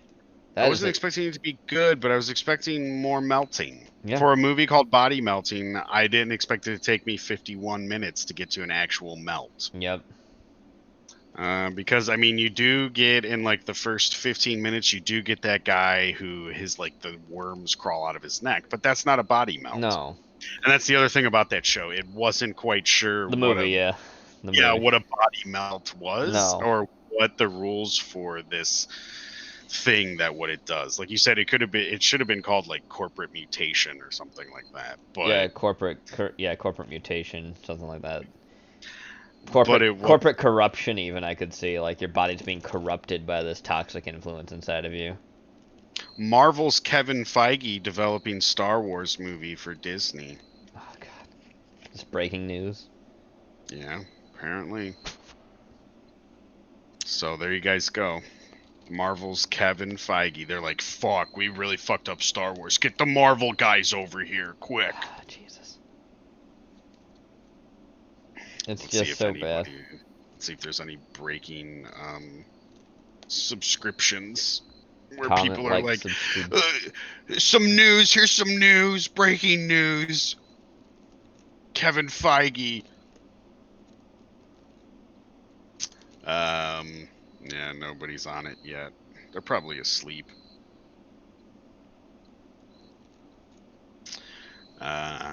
Somebody talking to me in chat? No. No. Indy is completely irrelevant to the plot of Raiders. Everything would have happened without him and worked out just the same. Yeah. Exactly. Exactly, Rock. It's like Indy isn't really that compelling of a character. I'm not really a fan of Indiana Jones. I like Temple of Doom, but only once they get to the fucking, like, cult. So are you ready to eat some bugs? Monkey brains. Live snakes. All that shit, yeah. Can you believe Captain Weeb just watched They Live for the first time? I know. What a fucking faggot. Well, Jenova's face is already melting. My face is already melting? Yeah, it's because of the cancer inside of you from the black lung. Oh, I thought you were going to say because of the... I mean, you were already drinking the Viper. It's fine. I mean... It's because of the grease. I mean, that happens too, yeah. All the I mean, you naturally like bacon the sun, right? As an Italian? Yeah, sure. Sure, why Final not? melt scene, go. Just a meltdown scene? Mm-hmm. Best meltdown scenes. What? I hate you! We should have had something. You know what? Maybe... Do I have a video we can watch for the last 5 minutes? Let me see. No, you don't. All the sauces. I wonder if we can watch this. Let me see. Okay. If you have something, just let me know before you play it, and I'll get the capture up again.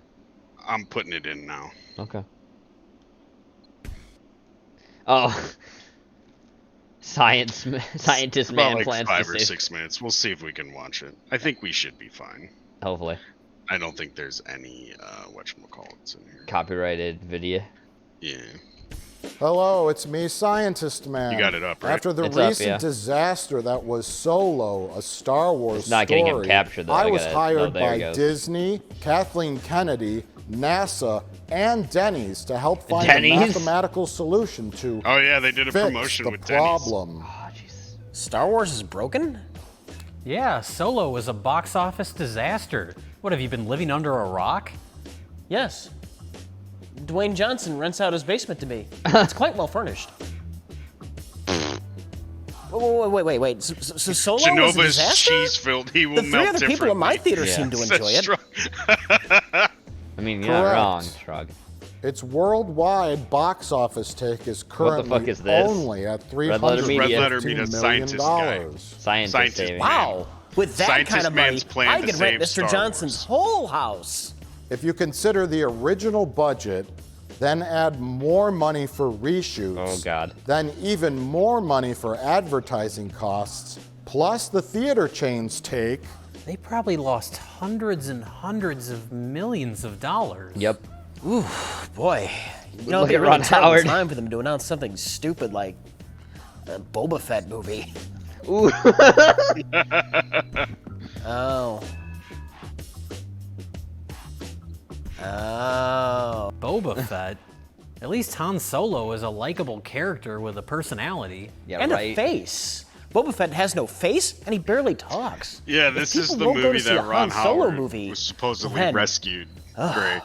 Yeah, you see, Solo Disney Star can Wars. still produce Rescued. terrible, boring, fan service riddled filth, but still maintain financial success. How's that, Scientist Man? Let me explain.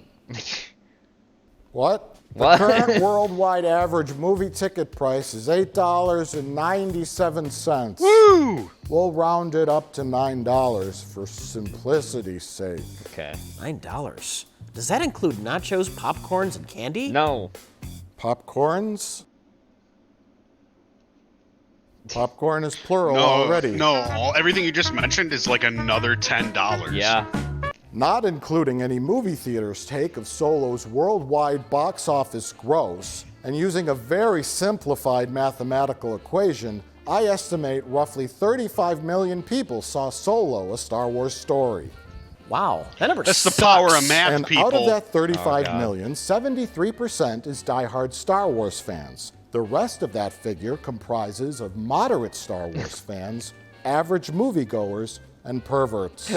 Perverts? Now, when they make the inevitable Boba Fett movie, then fire their director, then And hire fire a new the director, director, then reshoot the Boba Fett movie, and then have a desperate tie-in with Denny's to sell tickets to disgusting people.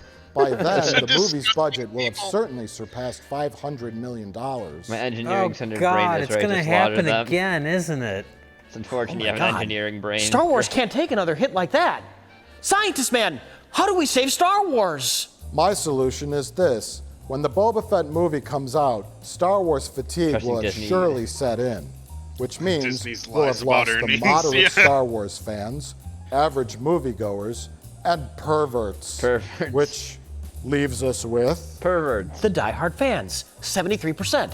Precisely. Perverts. It's roughly 25.5 million. So my solution is to make Boba Fett and potentially all future Star Wars films in theaters an exclusive, ultimate, limited edition fan event experience. And then to see the film, we charge each person between $150 and $200. What? No, wait. I think he's right.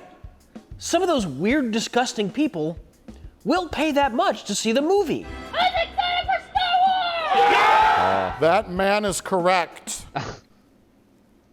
I cried twice. My Of course you research did. has uncovered that grown adults annually spend hundreds and hundreds of dollars on toys, costumes, and travel expenses to go to embarrassing Star Wars related events. It is pretty genius, In fact, Jenny. the hardcore Star Wars fan base tends to be bearded males. They're gonna aged weed out 30 to all the 50 fucking with an shitheads. above average high income. Why does it matter if they're bearded? Who would pay that much to see a movie? I could pay $10 to just see a different movie, like Life of the Party with Melissa McCarthy, or Show Dogs. You know, Billy, annually some people spend upwards of $500 a ticket to see such musical acts as Paul McCartney, the Rolling Stones, or Fleetwood Mac. Meanwhile, other artists could barely get $10 a head for their shows. Tool. I'm talking about acts like the Smashing Pumpkins or Froggy Fresh. How embarrassing. Who are the Rolling Stones? The Rolling As long as the Stones. consumer feels as if they've been part of an exclusive Star Wars related event, they will pay $100 or more per ticket. Now, 'em all their have you money. two been paying attention? Remember, kids, What? engineers do not equal Do you scientists. remember the Correct, Trey. 73% figure I mentioned earlier? If Disney could just convince those particular people to Was pay Angry Joe in that $100 or crowd? more to see Boba Fett, a Star Wars story, Kevin Smith's in they there will have walked away with a cool $2.5 billion. Or they could just make a good movie. I'm afraid that's not an option. So how do those dreaded SJWs factor into this? Who loves Star Wars? Who doesn't love Star Wars? Me, I don't love Star Wars. That'd be special. Perfect timing. And that's gonna do it for us tonight, kids. Yep. That's the stream. Gene, you want to do some shilling? Yes, tomorrow for Banner Answer we'll be talking about food gastronomy. Food gastronomy? Yeah, it's a science kind of thing that they do with food. That's weird. Yeah, it is a little weird. But that's what Cog wanted to do because he thinks it's kind of neat to show as well. Sure. And we will be back on Friday talking about Fred Olin Ray. Fred Olin Ray, which you may know him from his most famous movie, Genie in a String Bikini. So if you've ever seen that fucking hit film, then you'll know who Fred Olin Ray is. Like molecular cuisine? Yeah, Jenny, that's what gastronomic cuisine is. He's Fred Olin Ray is also from Ohio. Mm-hmm. So he's great, obviously. He's obviously related to Jenova as well, yeah. Sure. Through Charlemagne. Yes, and Julius Caesar, Yep. of course. But yeah, we'll be talking Fred Olin Ray. If you don't know who he is, well, then stop by and we'll tell you all about him. Yep. Till then, chat, it's good seeing you. Glad you enjoyed our show tonight, and we will catch you on the fly. That's what the kids Thanks, say, guys. right? I guess. Word to the streets. All right, thanks, guys. We'll see you later. Peace.